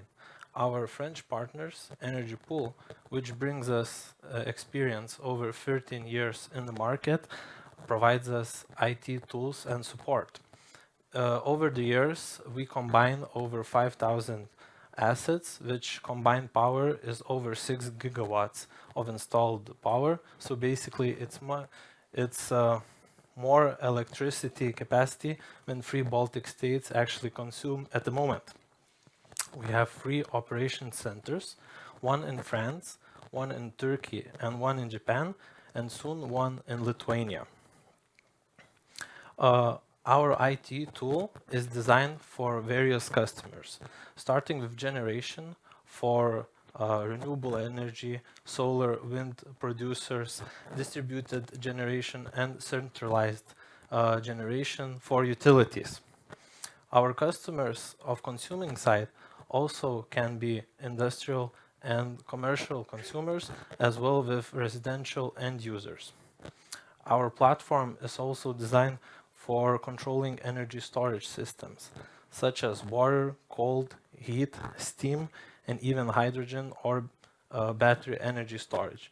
Actually, we did a pilot of cold storage system control to balance DSO network in Lithuania a couple months ago. Also, our tool is designed to be connected to the transmission network, to distribution network customers, and also to the customers who don't even are connected to the grid. We will provide you the access to the market, to the spot market, as well to the flexibility market. Our integrated and industrialized platform also provides forecast of production, of consumption, and supervision of your assets. So to enable successful and rapid development of renewable energy assets here in Baltic states, we divide our services to 3 steps: to design, implementation, and operation.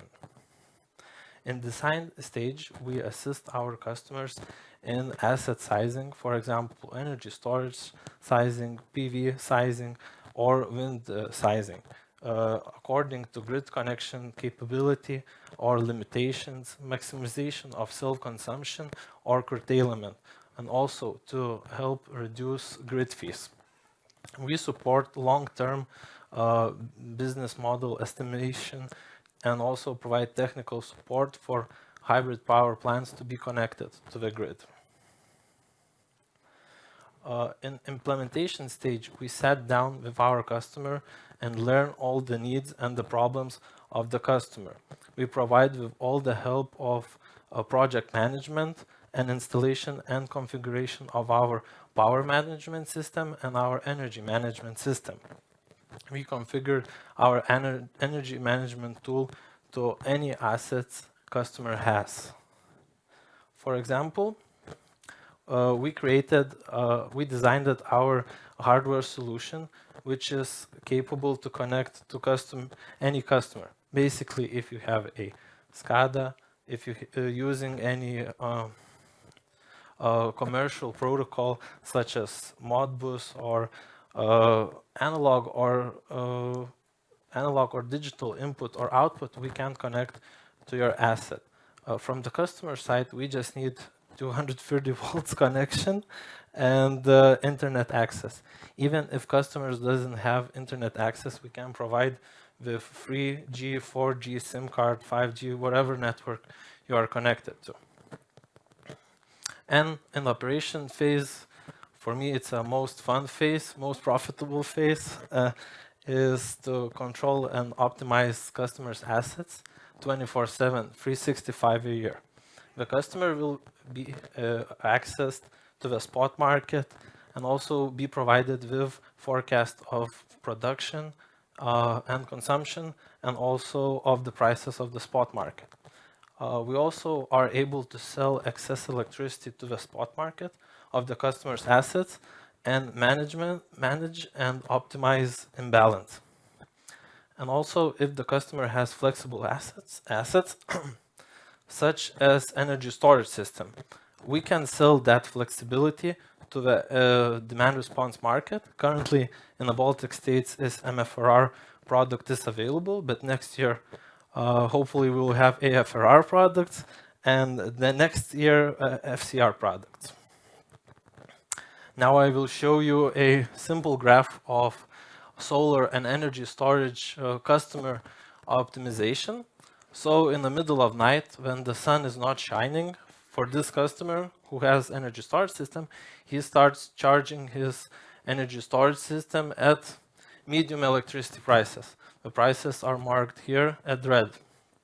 Then, when we see that prices of electricity will increase in the morning peak, we start discharging our energy storage system, and as well as we theoretically thought that solar PV will start generate, it started to generate as we forecasted. Then when electricity prices believably will fall much more next year and next year to the negative side, we stop producing solar PV and charge energy storage asset from the grid. When we fully charge it, we start using solar PV and to get prepared for another evening peak prices of electricity. So I will tell you a little bit more about use cases we did in other countries that we are very proud of. So I just want to tell you more that these issues that are in Western Europe are coming here to the Baltic states more rapidly than we expected. And this is a prosumer's business case in the Netherlands. This customer produces tulip flowers. So to grow tulips, he basically needs heat.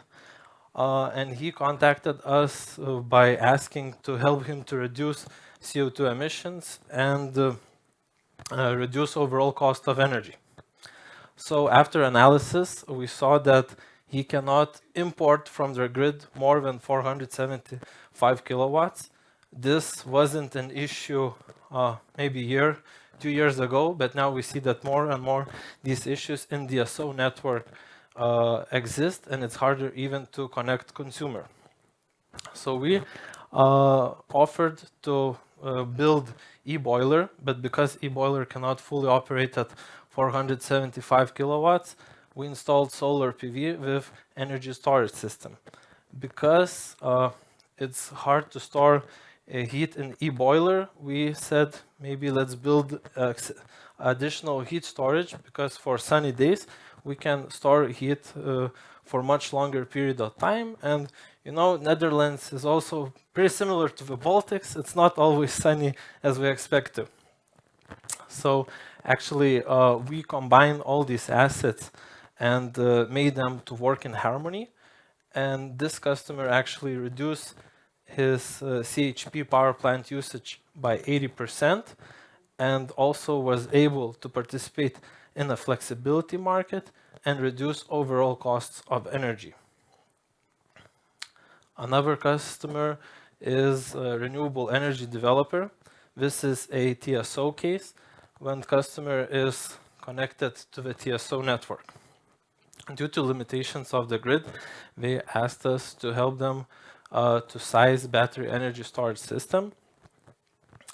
So we provided them with calculations and estimation of the business case, and as well we provided with EMS and PMS software.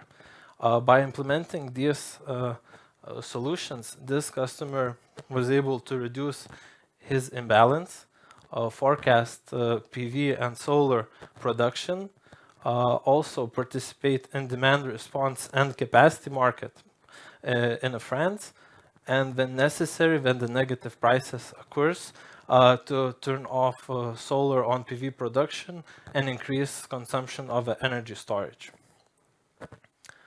Thank you for your time. My name is Karolis, and if you want to employ your consuming equipment or produce more electricity at higher price, let me know. Thank you. Great. Thank you so much. Thank you. I think that in this room is many opportunities for new customers and additional use cases that can be shared on the next conference or forum.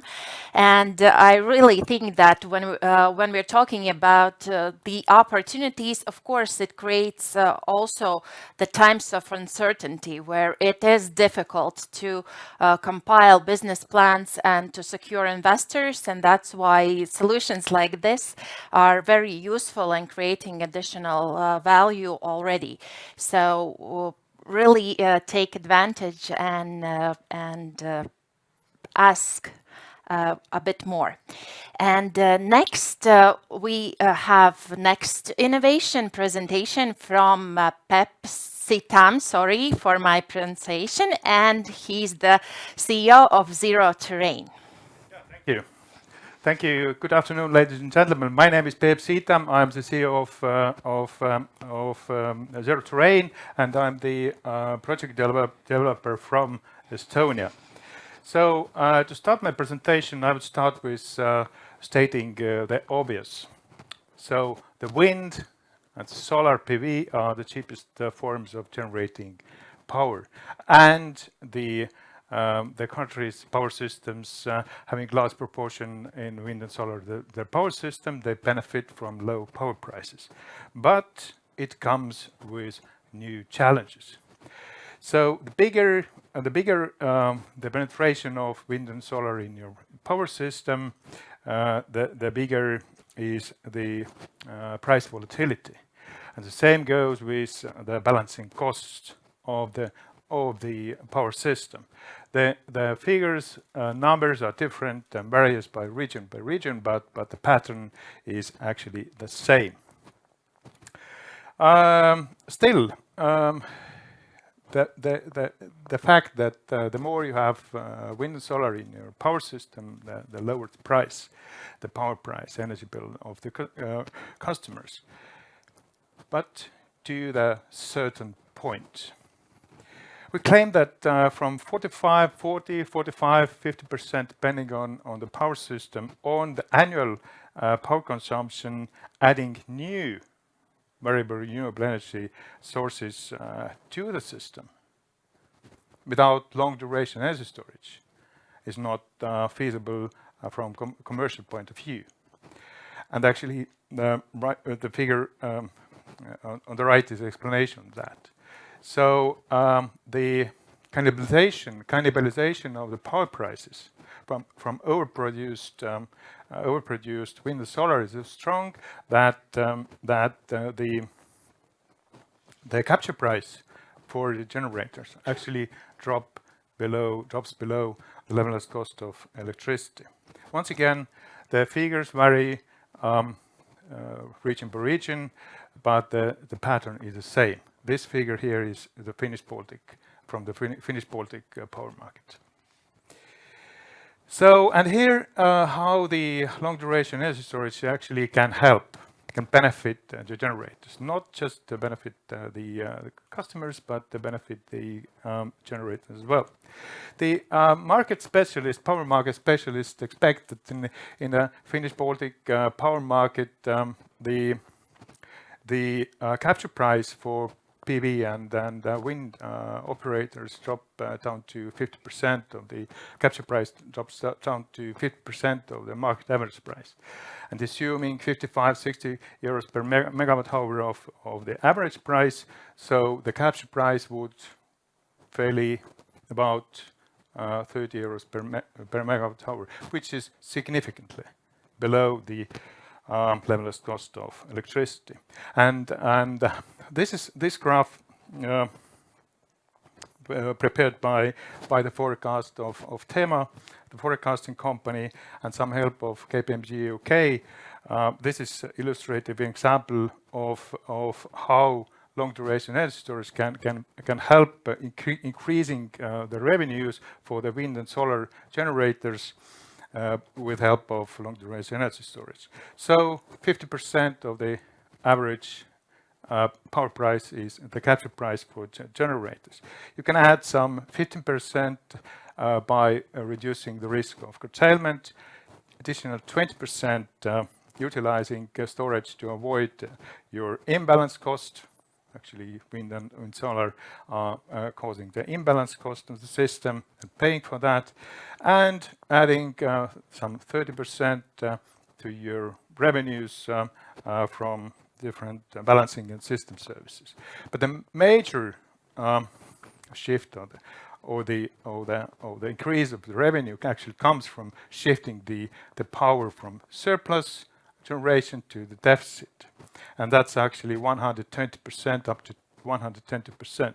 So all in all, from 50 to 175, so roughly 175% increase in revenue actually can long duration energy storage help. And this is a case for Estonia. Actually based on Finnish Baltic power market, assuming 175 storage units supporting 700 megawatt wind farm in Estonia. When it comes to long duration energy storage, the global need is absolutely immense. McKinsey and company actually made a really good study about long duration energy storage last year. Sorry, it was two years ago, 2021, assuming that the global need will be between 85 to 140 terawatt hours by 2040. So assuming 150 euros per kilowatt hour of capex, so it's roughly $15 trillion by 2040. So in 15 years, it's 16 years, it's 1 trillion in a year. That's 1% of global GDP annually. This gives you an understanding of the magnitude of the need of long duration energy storage globally. When it comes to energy storage, naturally the pumped hydro is the king. It has the big enough storage duration, really high asset lifetime, a lot of life cycles during this life cycle. So all in all, it's really competitive. And the graph on the left actually showing that even unconventional pumped hydro is competitive compared to what of competing technologies. So why are we talking about this unconventional pumped hydro? That's because the king pumped hydro, conventional pumped hydro, actually has its limitations. Mainly they are geographical, topographical, but also environmental. And that's why we really need a new business models for pumped hydro as well. That's why we develop the so-called pumped hydro anywhere solution. We call it the zero terrain underground pumped hydro storage. Our TEMA project in Estonia, Paldiski, is now permitted, licensed. We are working on finalizing the revenue security for the project. We just launched the equity raising process for the project.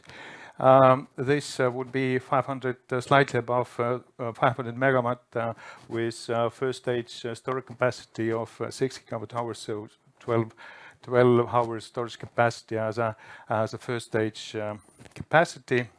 So it's build it anywhere. You can build it, this king of the storage, basically everywhere, with really small environmental footprint. It's easy to permit, that's why, and it's modular. When I talk about the modularity, that's not just a nice piece of word, just not about the word about flexibility, but this is actually a really competitiveness issue, topic.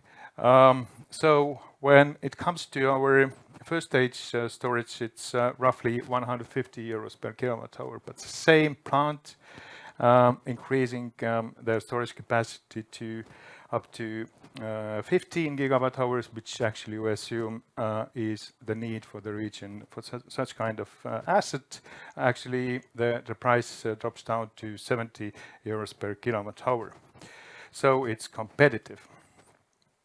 Here are some advantages once again: location agnostic, long lifetime, low environmental footprint, modularity, and easy to permit. Especially in really in regions like US, some other regions, in Australia as well. It's really a big topic. So the licensing, permitting, the ease of licensing permitting is really important. But the topic of today isn't technology. It's the financing, the financial framework. So you could be as a world champion, but you still need to make your asset or your project bankable, and that's why the revenue security must be provided. It especially goes with assets with high upfront costs. Definitely, it's about long duration energy storage, and there is no actually existing markets and financial framework existing to provide 15 plus years revenue security for such kind of projects. If somebody talk it is, no, it lies. There is no such framework existing. So we have a market failure here. That's why cap and floor mechanism, which is used, by the way, in UK in private interconnector projects to finance, to have the financial security for the private interconnectors. Actually, this cap and floor mechanism is used there. So now we are implementing in Estonia, and I know that the British pumped hydro storage plants actually are going for the same sort of support mechanism to use a cap and floor as well. So why we're talking about this need for financial framework support mechanism, and why we're talking about cap and floor mechanism. So it's because as far we know, this is the only support mechanism which has no negative impact on the power market. All other different kind of power mechanisms, subsidies, whatsoever, other kind of existing support mechanisms, they ruin the power market somehow, because interfering into the power market. But cap and floor in this sense is exception, and it's really forces the asset owners work as much on the power market, and that's why we're really suggesting having the cap and floor mechanism to support long duration energy storage in Europe, not in Estonia, not in UK, but but in other regions as well, even in regulated markets. So, for example, in region GCC region or some other regions where we are looking at, that works actually quite well to support the storage assets. So I would say that the wind and solar are the cheapest ways of generating the power. So we have the opportunities, real opportunities, to decarbonize the system by utilizing the long duration energy storage really. And that's the cheapest way of providing electricity to our homes and facilities and the industries. So let's go and let's decarbonize the system. Thank you. Thank you. Such a great presentation. I barely have anything to add. Let's go and let's decarbonize. And Sarah already teased our next presenter. So without further ado, please welcome Joe Bradshaw, business development consultant at Krakenflex. Oh, he's joining online, so we will see him in a moment on our screens. Yes, I think the previous two presentations were very fascinating. Maybe you want to use the opportunity to ask some questions to our presenters, or maybe any other thoughts to share.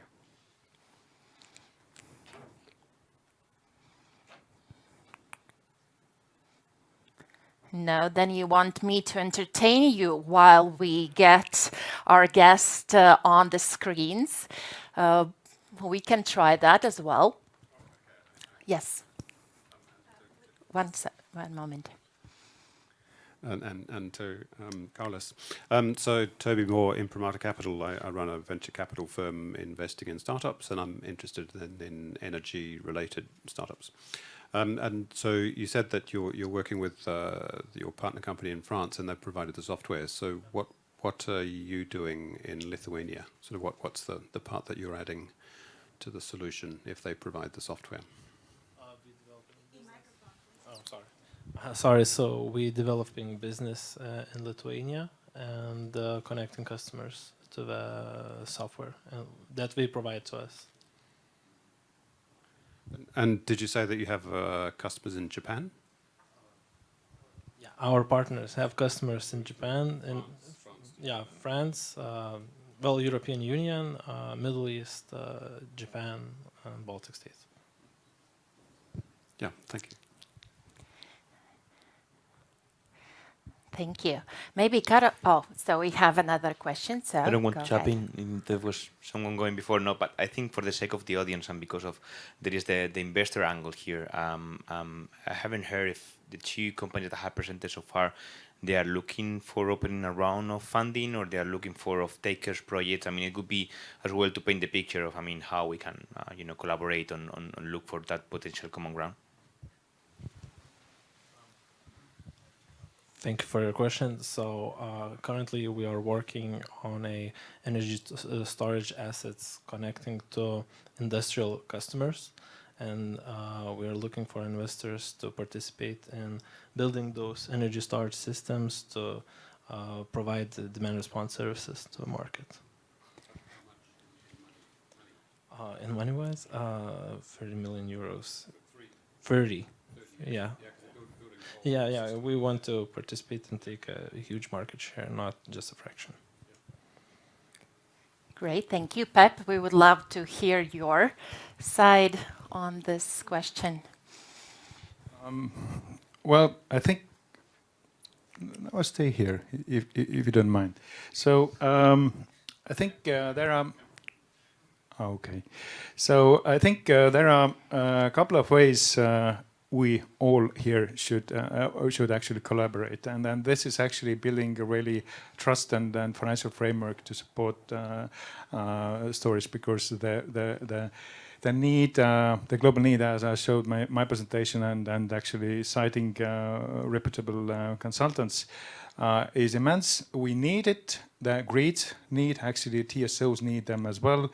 I haven't seen so much interest from the Baltic TSO so far, but it's different in different regions.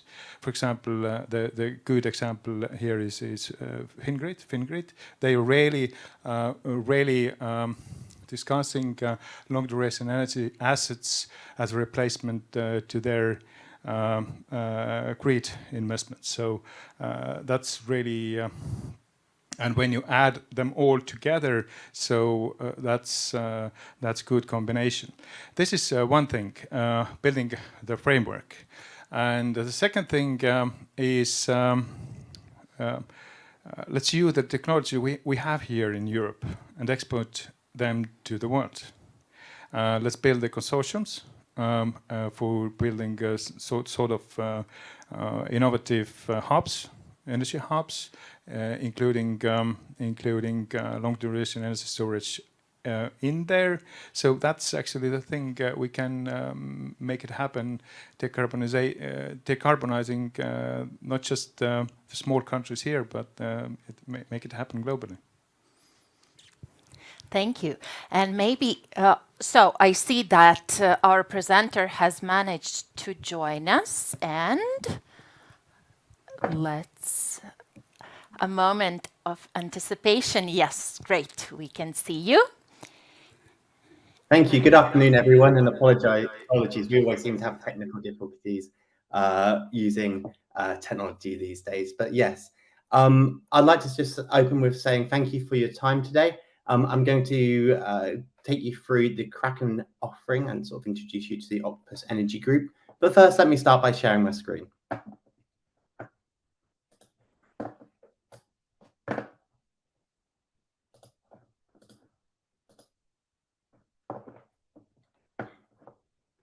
Perfect. You should be able to see my presentation now. Well, let me just introduce myself. My name is Joe Bradshaw. I'm a business development consultant for Kraken. I joined the business just over 2 years ago now, but I've worked within the energy industry for the past 5.5 years. Today, I'd like to share a bit about our Kraken Technology Group, but first, I'll start with some context into Octopus Energy, sharing our mission and our vision. So the Octopus Group is split into 4 key business verticals, those being supply, services, generation, and technology. The retail business is Octopus Energy, and it's 7 years old and the largest domestic electricity supplier in the UK, with around 12 million gas and electricity customers across the globe. In order to be a future leading energy company and enable an affordable energy transition, Energy Services was created. Within this segment, we have an EV leasing business and a heat pump business where we manufacture, market, and install heat pumps that are cheaper than gas boilers, driving down the cost of being part of the energy transition. We also have a generation tranche. We own and manage assets to allow us to create tailored offerings for our customers. For example, we have a fan club where customers living near wind turbines receive cheaper electricity when the wind is blowing at certain speeds, and there is an excess of generation on the system. And then there is Kraken, the software platform I'd like to focus on today, split between customer management and the management of distributed energy resources. Kraken has contracted 48 million customer accounts, and we control and optimize over 100,000 customer devices across a contracted volume of 6 gigawatts, with devices ranging from battery, solar, and wind, all the way through to EVs and heat pumps. To do all of this, we need to be backed by the right investors. Currently, these include Tokyo Gas in Japan, Origin Energy in Australia, and Al Gore's investment fund, Generation Investment Management. Today, we're present across 18 countries, both in Europe as well as further afield, such as the US, Australia, and Japan. But before we really explore what Kraken do, let's look at why we exist. So we're all familiar with the changing energy ecosystem, the energy transition, driven by a changing generation mix and customer behavior. But why exactly are these changes occurring? We're seeing a large increase in generation from renewable sources. This is best exemplified by UK wind. In November of last year, wind generated over 20 gigawatts for the first time ever and met more than 50% of the UK's electricity demand. The government in the UK is targeting 50 gigawatts of offshore wind by 2030, so this is only going to exacerbate the problem even further. Demand is also changing. We've now got more solar. We also have heating and cooling in certain countries. And add an EV into that mix, and that leaves you with a very different demand curve, which the system has to manage. Now take that demand curve and scale it as we add millions of devices onto the system across countries, continents, and the globe. And this creates a worldwide challenge. It's going to put pressure on networks and increase costs to consumers as network balancing charges are always passed on to them. When we started Kraken Flex in 2016, annual balancing costs in the UK, they were around £300 million per year. However, today that has exceeded 2 billion. If we continue in this way, the energy transition is going to become ever more expensive, and customers are going to be the ones who suffer. However, we all still have the responsibilities to speed up the energy transition. We believe that technology can help not only enable the energy transition, but also make it cheaper and fairer too. This is where we come in. Kraken is a new operating system for the energy transition. It covers the asset, the networks, and the end consumer. So essentially, the whole value chain. But why is Kraken different? The biggest consequence to the way the industry has bought and developed technology over the past decade or so has been an IT landscape that increasingly looks like this picture, messy and complex. As consolidation has happened, it's only magnified the problem even further. Customers and businesses have expectations set by the seamless and easy digital experiences provided by tech companies. Think your Apples, your Googles, your Netflix. This has created two key challenges which need to be overcome to enable the energy transition. Firstly, core IT systems. They're over-customized, they're antiquated, inflexible, and they're expensive to maintain. Secondly, processes are often built for an older system, which we're trying to shoehorn into a new electricity ecosystem. For example, in Great Britain, we're using the same control room that dispatches thermal power plants to try and dispatch hundreds of thousands of devices. This is manual and it's not efficient. These two things make innovation slow and they make innovation cumbersome. That's why Kraken was designed very differently. We're a full stack end-to-end platform offering a single data model. We're cloud native and we're hosted on an AWS platform with layered architecture, and we continuously implement daily change. We launch updates into our ecosystem thousands of times a day, ensuring we remain at the bleeding edge of the energy industry. Kraken is the only single end-to-end platform for the future energy system. The platform supports both core energy, so meter to customer to cash, and physical assets to financial markets. This drives the monetization of renewable flexibility across the entire ecosystem, from customers to the grid. It's also worth noting that anything asset related includes a network and it includes infrastructure too. So, reflecting upon this, let's take a brief look at how we've previously helped partners across different spaces. Let's start with a customer in the front of the meter ecosystem. EDF Energy are an energy trader, a retailer, and an asset owner. They have a large, diverse portfolio of energy assets ranging in type, scale, and manufacturer. These need to be managed in unison to capitalize on volatile energy markets. To do this, the operations team needed a single source of truth to give insight into financial and operational performance in real time, allowing assets to perform rapidly and dynamically, and also allowing for the identification of underperforming units, so remedial action can be taken to manage asset underperformance. And this is where Kraken came in. Using our solution, EDF can control, optimize, and dispatch over 600 megawatts of assets in real time.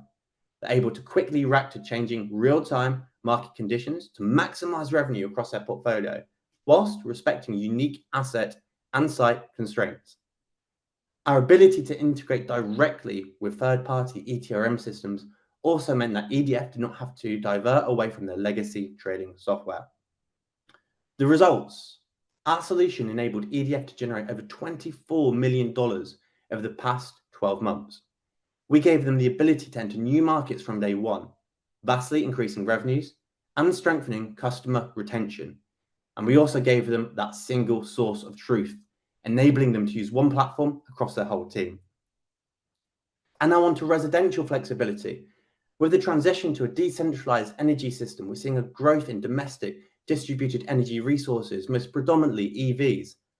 Octopus Energy realized this created a complex challenge in managing consumption and predicting patterns of behavioral change. This made load management and volume purchasing much more complex. Additionally, pre-existing customer tariffs did not capture the full value of a customer's flexible potential, and it made it hard to share such value with customers. However, using the Kraken platform, Octopus created a VPP of EV assets with real-time control alongside a smart tariff to unlock the value of that flexibility. This was fronted by a customer-facing mobile application to enable customers to enroll assets and set unique personal preferences, such as EV charge rate, when they wanted their car charged by, and what percentage they wanted it charged to. Ultimately, this enabled 6 hours of guaranteed, cheap, green energy for customers every single night.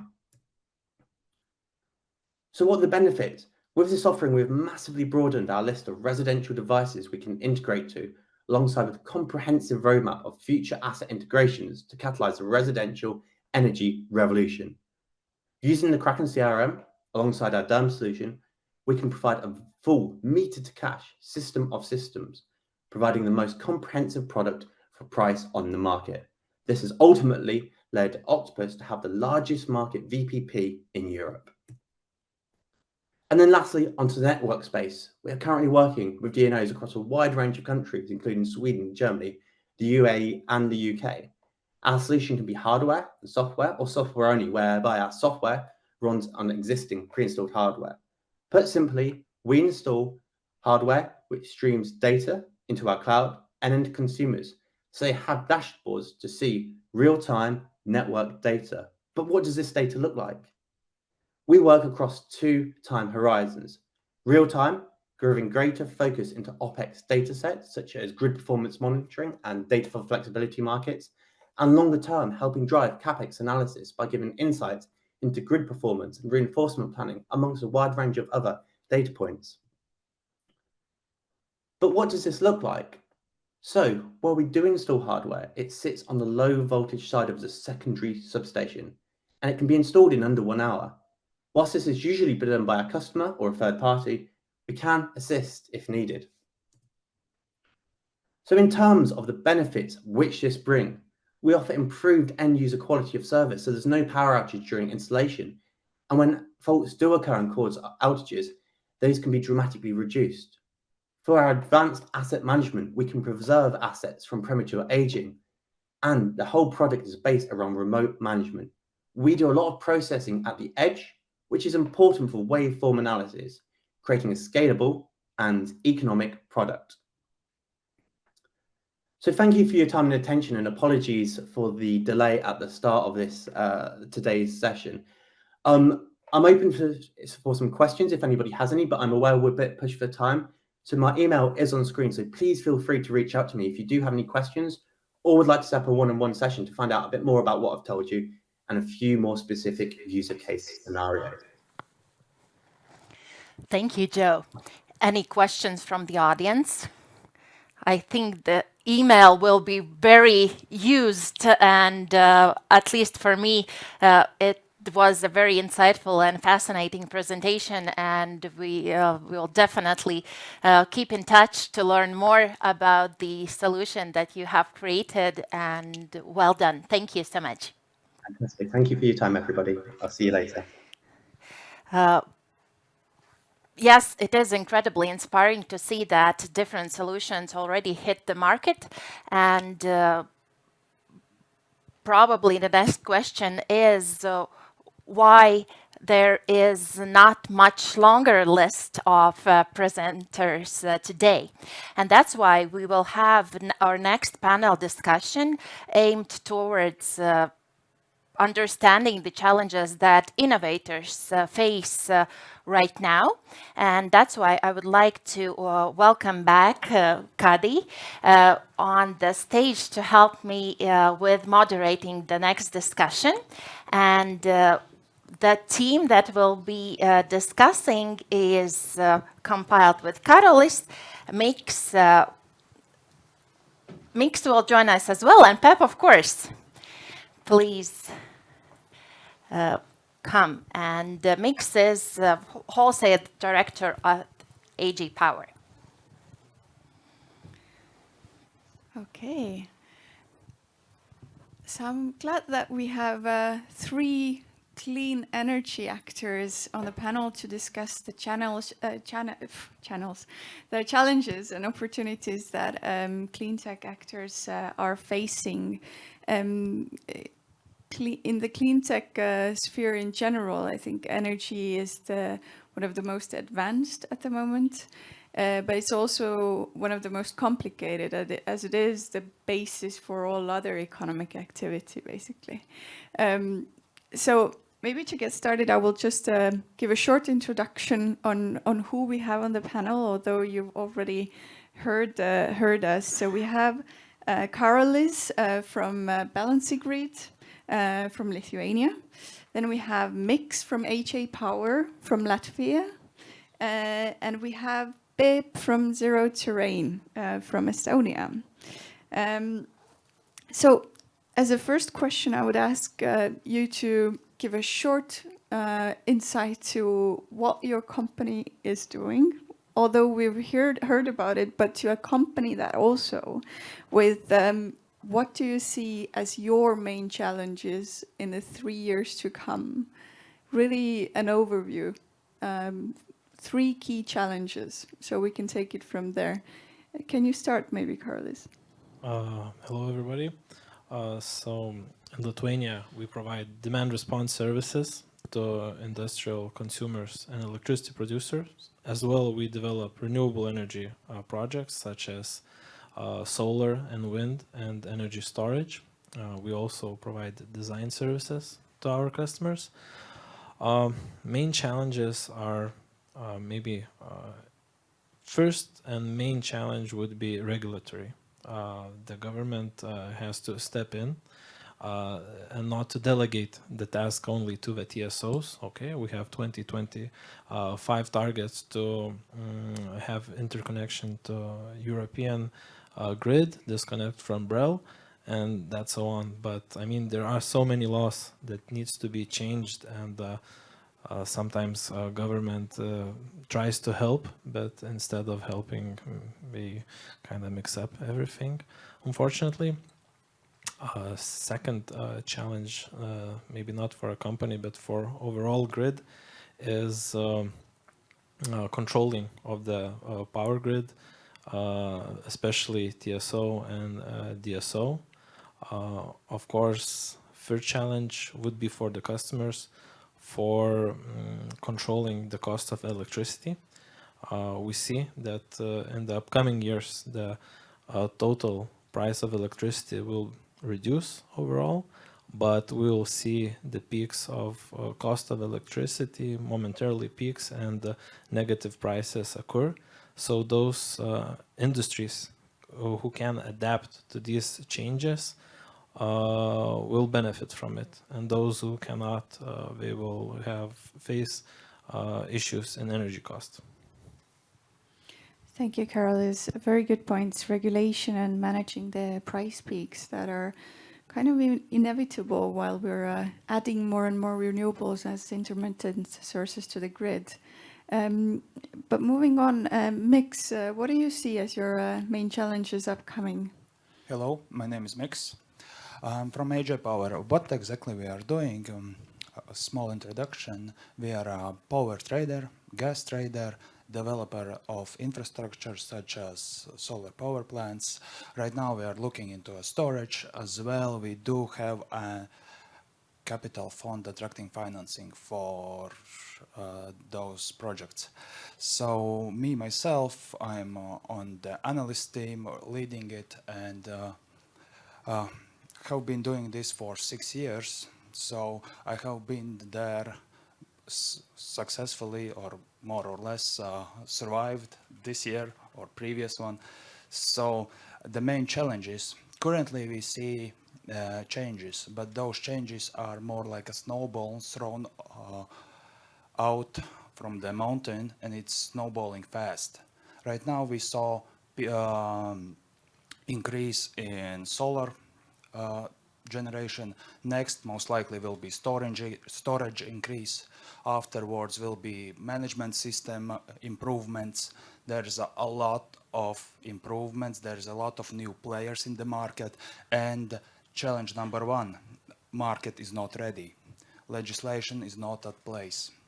We have to figure it out how everybody can collaborate in this market in order to succeed. For instance, in Latvia, we do know that there is a lot of solar power up to development, but nobody exactly knows how much it is, how much will be built, how much it will affect the market, how the desynchronization will affect the power prices, as it will be one of the next opportunities. As these small things occur, there is a lot of chaos, and this chaos provides opportunities for innovators. So to point out the obvious, one is the legislation. Second one is understanding where the market will be in 3 or 5 years, as there is no vision and lack of understanding it. And the fifth one is more like a wish. Let's work together in order to succeed. As if we are looking on new innovations, somebody has to finance that. For instance, you, Karolis, mentioned that you're providing this awesome product of optimizing revenue. Most likely your BRP is quite not happy with you. Yes, I agree with you. And also to add to that, we're pushing to energy storage to participate in demand response market. But due to legislation, we have some issues that we cannot purchase cheap electricity from MFRR downwards market when we have excess of electricity, and TSO doesn't know what to do, so we sell it for negative price. But due to legislations, we actually pay to the supplier and to the TSO for the same amount of energy. So we kind of create this kilowatt hours out of nowhere, pay a third party, but it costs us, and for energy storage business case, it's not very good. So we're working on that, and hopefully before we have FCR products, when only the energy storage systems can provide, we'll have it fixed. We naturally came to talk about the collaboration and the need of the whole, all of the stakeholders to play together, and storage providers are of course an important part in that. How do you see the upcoming challenges and the current challenges, Peep? Yeah, our business model is to develop the zero train projects globally in different parts of the world, and that's why my reply would be a bit broader, not just looking in the Baltic challenges of legislation, power market shortages, some other stuff which actually very well mentioned before by co-panelists. But I would say that the challenge, and that's not the Baltic challenge, actually, that's the European challenge we are facing here is is that we do not, when we talk about the decarbonization or the Green Deal, we do not actually look at the people. We do not look at the economy as such. And we should really, as a countries, as a Europe, look at the successful countries globally, where the innovation actually happens. You may dislike it, and most probably you do. But look what China is doing, India, even Gulf region countries, some of those, US, so Australia. So they put their people, their society, and their economy in a focus, in a center of this green transition. But we here in Europe, and at least this part of the Europe, we are talking about something about European pressure or something. I mean, something coming like a bad thing. But this is actually the opportunity where the frontrunners really win. So focusing on people, communities, and putting the economy in the center is the key. This is one thing. And another thing is the risk sharing. Actually, I would put this way that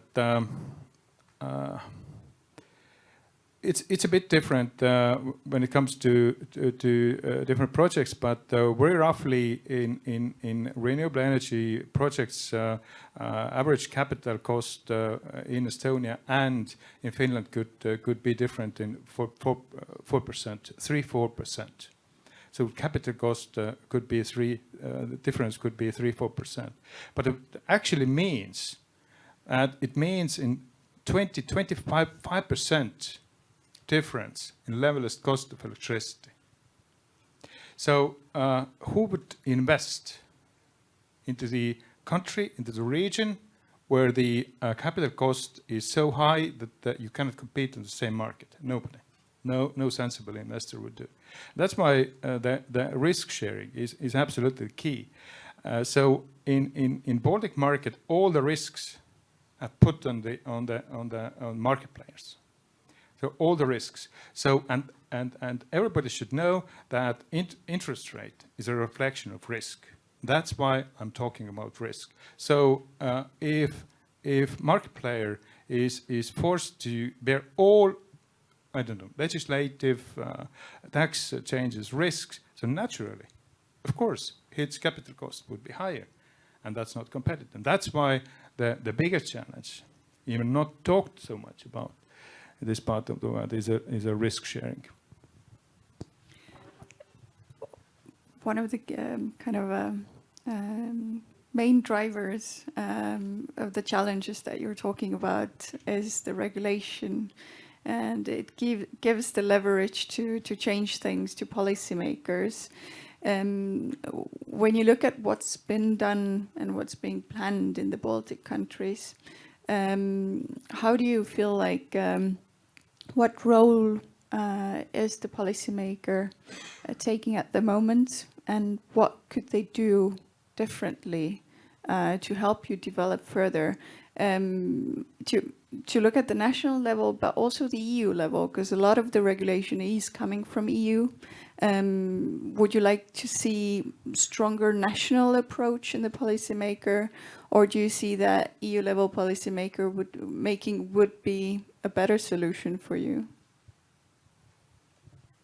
Let's go from a mix maybe, because you're kind of, as a trader, you're the facilitator of the system. For this, in the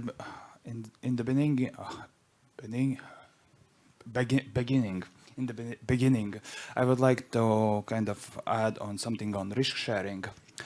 That's something to consider. Us as traders, seeing uncertainty, seeing something that we do not understand, signals higher risk premiums. Higher risk premiums means what? Your electricity trader, who is acting as a bank for you, now is your insurance provider. That's something on risk sharing. Moving to the legislation, we have to look on price defining levels, meaning it would make sense to have similar strategy in Baltics as the price levels are similar.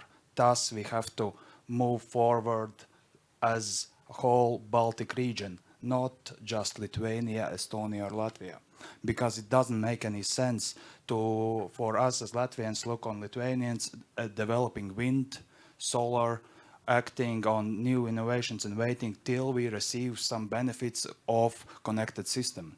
We also have to move forward as one unit in order to succeed. For instance, this decentralization of 2025 will affect all of us.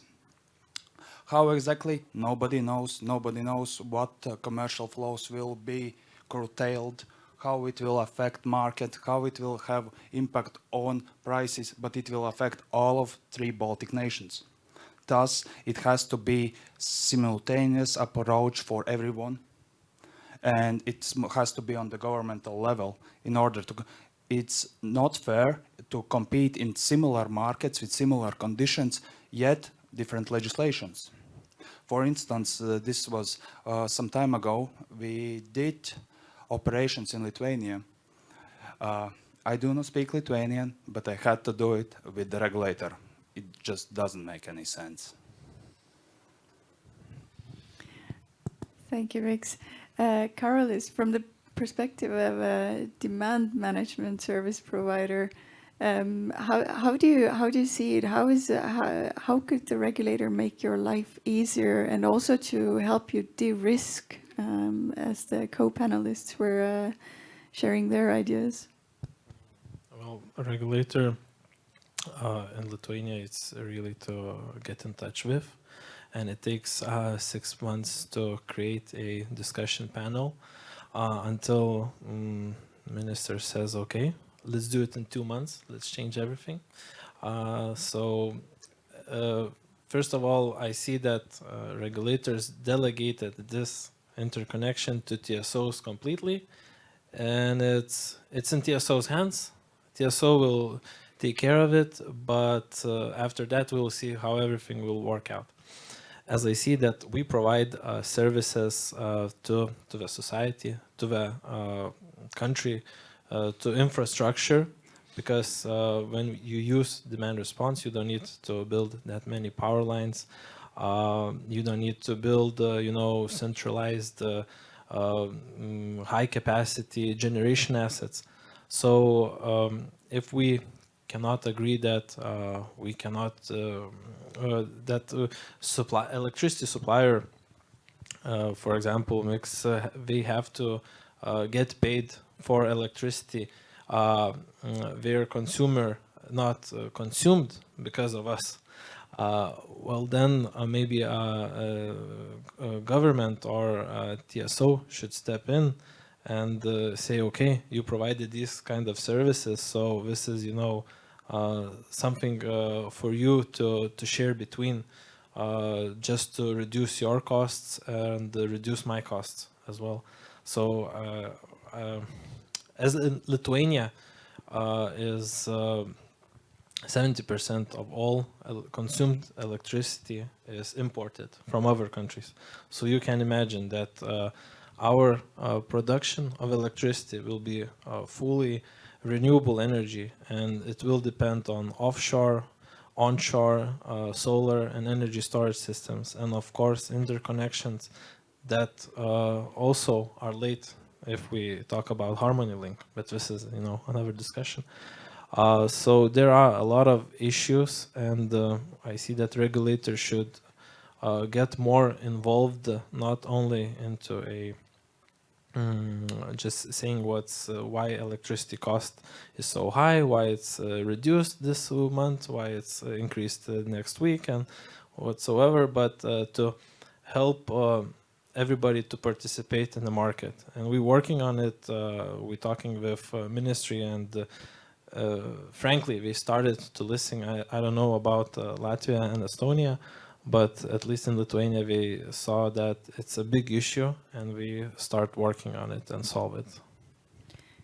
You bring up an interesting point to say that to actually ask whether the policymakers are ready to integrate the new solutions, the clean techs, into their vision for a wholesome electricity or energy sector system. About from the storage point of view, do you feel like the policymakers have already integrated you into their plans for energy sector? No, of course not. But I can't blame actually them. I would put it. I would put this a different way that whichever country you go in the world, actually, all the developers and the local people complain about the legislation, some challenges. So there is no such a happy country. Everybody's happy with the legislation. So every country has its challenges. But I really do think that the challenge comes from actually a time frame, because we built a system which we live in for 2 centuries, and now try to reorganize it within a couple of decades, perhaps 2-3 decades. So it is tough, and that's why I'm talking about putting the most important things: people, economy, and communities in the center, in the focus line. It's absolute must thing. Otherwise, you get lost in the interchanges legislation. This is one thing, and another thing. I really think that especially here in the small villages, like I call the Baltic countries, it's sort of must be much easier than in bigger countries. Is about agreeing who's doing what. So what is this public sector part? What is left for the private sector? And this must be clear. So I really would not like to raise some very concrete topics at this podium here, but just to be very blunt, this is as for a project developer, I do not understand. What is the goal of the market players? What is the goal of the state in the small Baltic states? Sorry for that. Luckily, it's a challenge not only we have. If it's global, then probably we can we can share and find solutions together. But one of the topics that's always the main challenge is financing. There's never enough. Investors, never enough financing options. How do you feel like the current public financing is helping you? Is it supporting enough to de-risk and to engage private investments? You were talking earlier, some of you, that you're raising money at the moment. Where do you see the biggest gaps? Do you also, in terms of looking back, when you were raising money in earlier stages of your development, where were the main lackings, and where do you see them now that you're more in the phase of scaling, growing? Perhaps it's a good question for Peep and then Karolis. I'm not sure if it's the case for Mix, but glad if you can share your point of view as well. Put this way, that there is no lack of financing or money in the world. No, not at all. And good projects always can be financed, and they are bankable. But the challenge is long-term visibility on revenues. So I don't know how much many people actually know the history of this Nord Pool spot, but when it was created back in the 90s, last century, it was created among the existing power plants just to compete on marginal prices, and then actually it's working perfectly since then. But and back then actually they defined also pretty well how the ideal market would look like. And it actually they defined it 5 different markets: financial, marginal cost, system services, environmental cost, and some other some other markets on top of that. And today we have just 1.5 of those 5. So, and that's why we are lacking this long-term visibility. And unless we have this market, and I'm afraid I can't see it, so it's a permanent struggle on financial framework discussions. So, how to provide a long-term visibility, long-term security for the projects.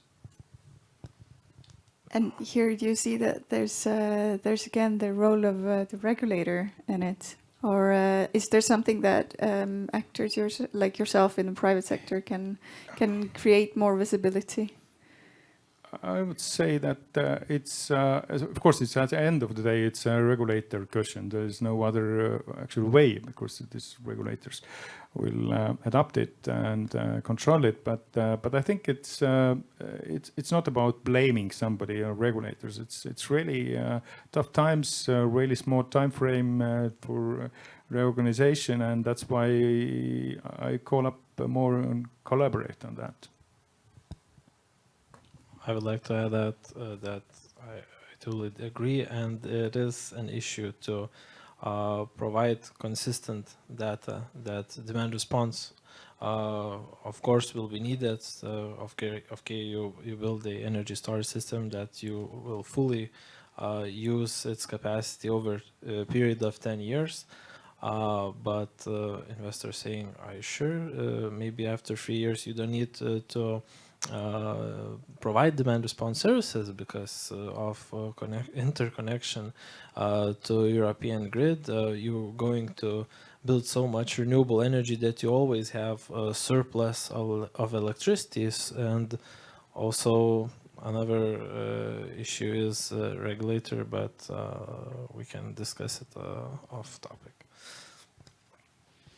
It's interesting that you point out that maybe in 10 years that we're not going to need demand management anymore. That would be surprising, given that at the moment I don't feel like we have a very clear vision of what our energy mix is going to be, and it would be surprising that it would kind of balance itself out.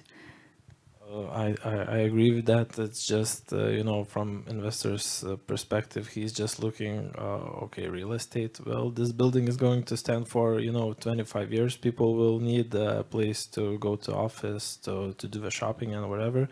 And energy storage system is, in the Baltic states, how many battery energy storage system projects financially viable we have? We have 200 megawatts energy cells project in Lithuania, but does it working in the market? No. So that's the issue. Mix, I'm guessing you have a bit of a different take on this financing issue. To be honest, both of the gentlemen are totally correct. But the situation is in more layers than we think. First one is that, yes, sustainable revenues are important for any business case to make it occur. Attracting banking financing, attracting private investors, attracting venture capitalists, it's all about sustainable revenues. With the energy projects, well, questionable. Moving on to the next layer, electricity is so niche product that it's actually hard to understand. There are 2 dimensions. One is euros, another one is megawatts. Third one is balancing market. Some time ago, I tried to explain how much does the power cost. Well, it depends where you buy it, when you buy it, and how you buy it. So explain that to possible investor that there are many opportunities to provide future revenues, and they're just like, okay, what is the most consistent one? I can see the Nord Pool and it's not working. So yes, but there is a balancing market. Okay, that's something new. Can you forecast it? No. Okay, no financing. That's a simple term. In simple terms, financing, knowledge, and then there is, I would say, crippling of the market. We are developing solar power plants. looking for PPAs. And then there are companies walking around the market telling that the price level of power will be 0. And okay, on the one side, you have this situation where you have 400, 200 euros per megawatt hour, and then you have somebody who's saying that the prices will be 0, and the consumer is stuck there. And on this case, as a trader, the biggest comparison or the best comparison is that you do not go to dentist and say what you have to fix. You trust him, and thus you find the person you're willing to work with, the company, an enterprise, or you just believe in a person. So you trust him. It's an important one. So we go back to the collaboration and cooperation part. I do believe that's my take on this. Thank you. And we're coming to my last set of questions, and I would we actually came to it very naturally already to say, like, we need visibility over a longer term of time in order to finance, in order to collaborate. What is your vision of energy sector in the Baltic countries in 2030? How do you see that? How many renewables are going to be really in the mix? How much storage capacity and what kind of technologies? And what are the other key clean tech technologies that are going to be there? Who are the main actors? You have approximately 1.5 minutes to really just like give your view, your prediction of the sector in 7 years. Bit less. I can start with Estonia because it's really simple. Estonia has set its target 100% renewable power on annual average consumption by 2030. That's pretty clear. That's not so clear how to reach the goal. That's absolutely not so clear, but that's the goal. And I just Saturday I heard the Ministry of Climate that to set the target even higher, reaching 120%. Very good. So in this sense is excellent for Estonia, but when really reading news from big players, from Ørsted or some other actually facing really big challenges globally, fulfilling the goals on projects, so that's not so easy. It's really tough thing. So we have clear goals, but in the reality, we're not sure where we'll get with it. Thank you. I do believe that for 3 years will be chaos. There will be a lot of renewables, a lot of, well, solar will stop, wind will increase. There will be storage will not be still in place. So chaos is for 3 years minimum. Then I do believe we will go back to business as usual as it was 10 years before when everything was flat. That's the ultimate goal of the market, being flat, being stable. But for now, we are here for chaos. And price spikes, price downs, zeros, demand responses, and figuring out what is virtual power plant. Thank you. That's a pretty gloomy look on things. Repower EU was supposed to solve some of the issues, but it seems like the faith in it actually functioning is not there yet. How about you, Karolis? How do you predict the future? Well, I think that we're going to have a lot of renewable energy developed in Lithuania. Lithuania's target is a 50% of renewable energy by 2030. And I do believe that we will reach that goal, frankly, because we have huge pumped water storage power plant. Hopefully we'll have 700 megawatt onshore as well, with another 3 gigawatts of onshore wind being in development and over 2 gigawatts of solar being development. So if we develop at least 50% of those assets, then we're going to have to build a lot of energy storage system, because it's going to be like American roller coasters, up and down, up and down, up and down. And even maybe suppliers won't be able to predict price, or the price will be so high that maybe one day even consumers will think about when to make a coffee. Maybe next 15 minutes, because we're moving to 15-minute market. Maybe next 15 minutes, I will get paid for making a coffee or starting an oven, instead of right now paying a couple euros for kilowatt hour. So we'll see. Well, it's exciting and it's interesting, and I believe we're going to solve it over the time. So. I'm hoping so as well. I'm glad that we're finishing on a positive note, saying that actually the goals are high. We're striving towards them. We still need to build some more visibility on how the things are actually rolling out, and more collaboration in that field. So hoping that we can all bring it along, and bring the regulators and system operators on board as well. Thank you. And thank you for listening. Thank you. Thank you to our panelists. Incredibly insightful discussion. And I think that many takeaways that we will take with us from it. And with this, we have come to the end of our event. And I would like to say thank you to everybody who participated here in person, online. Especially thank you to our speakers, experts, pioneers. Thank you. And of course, additionally, thank you to British Embassy in Latvia, and Cleantech and AST that brought this event together.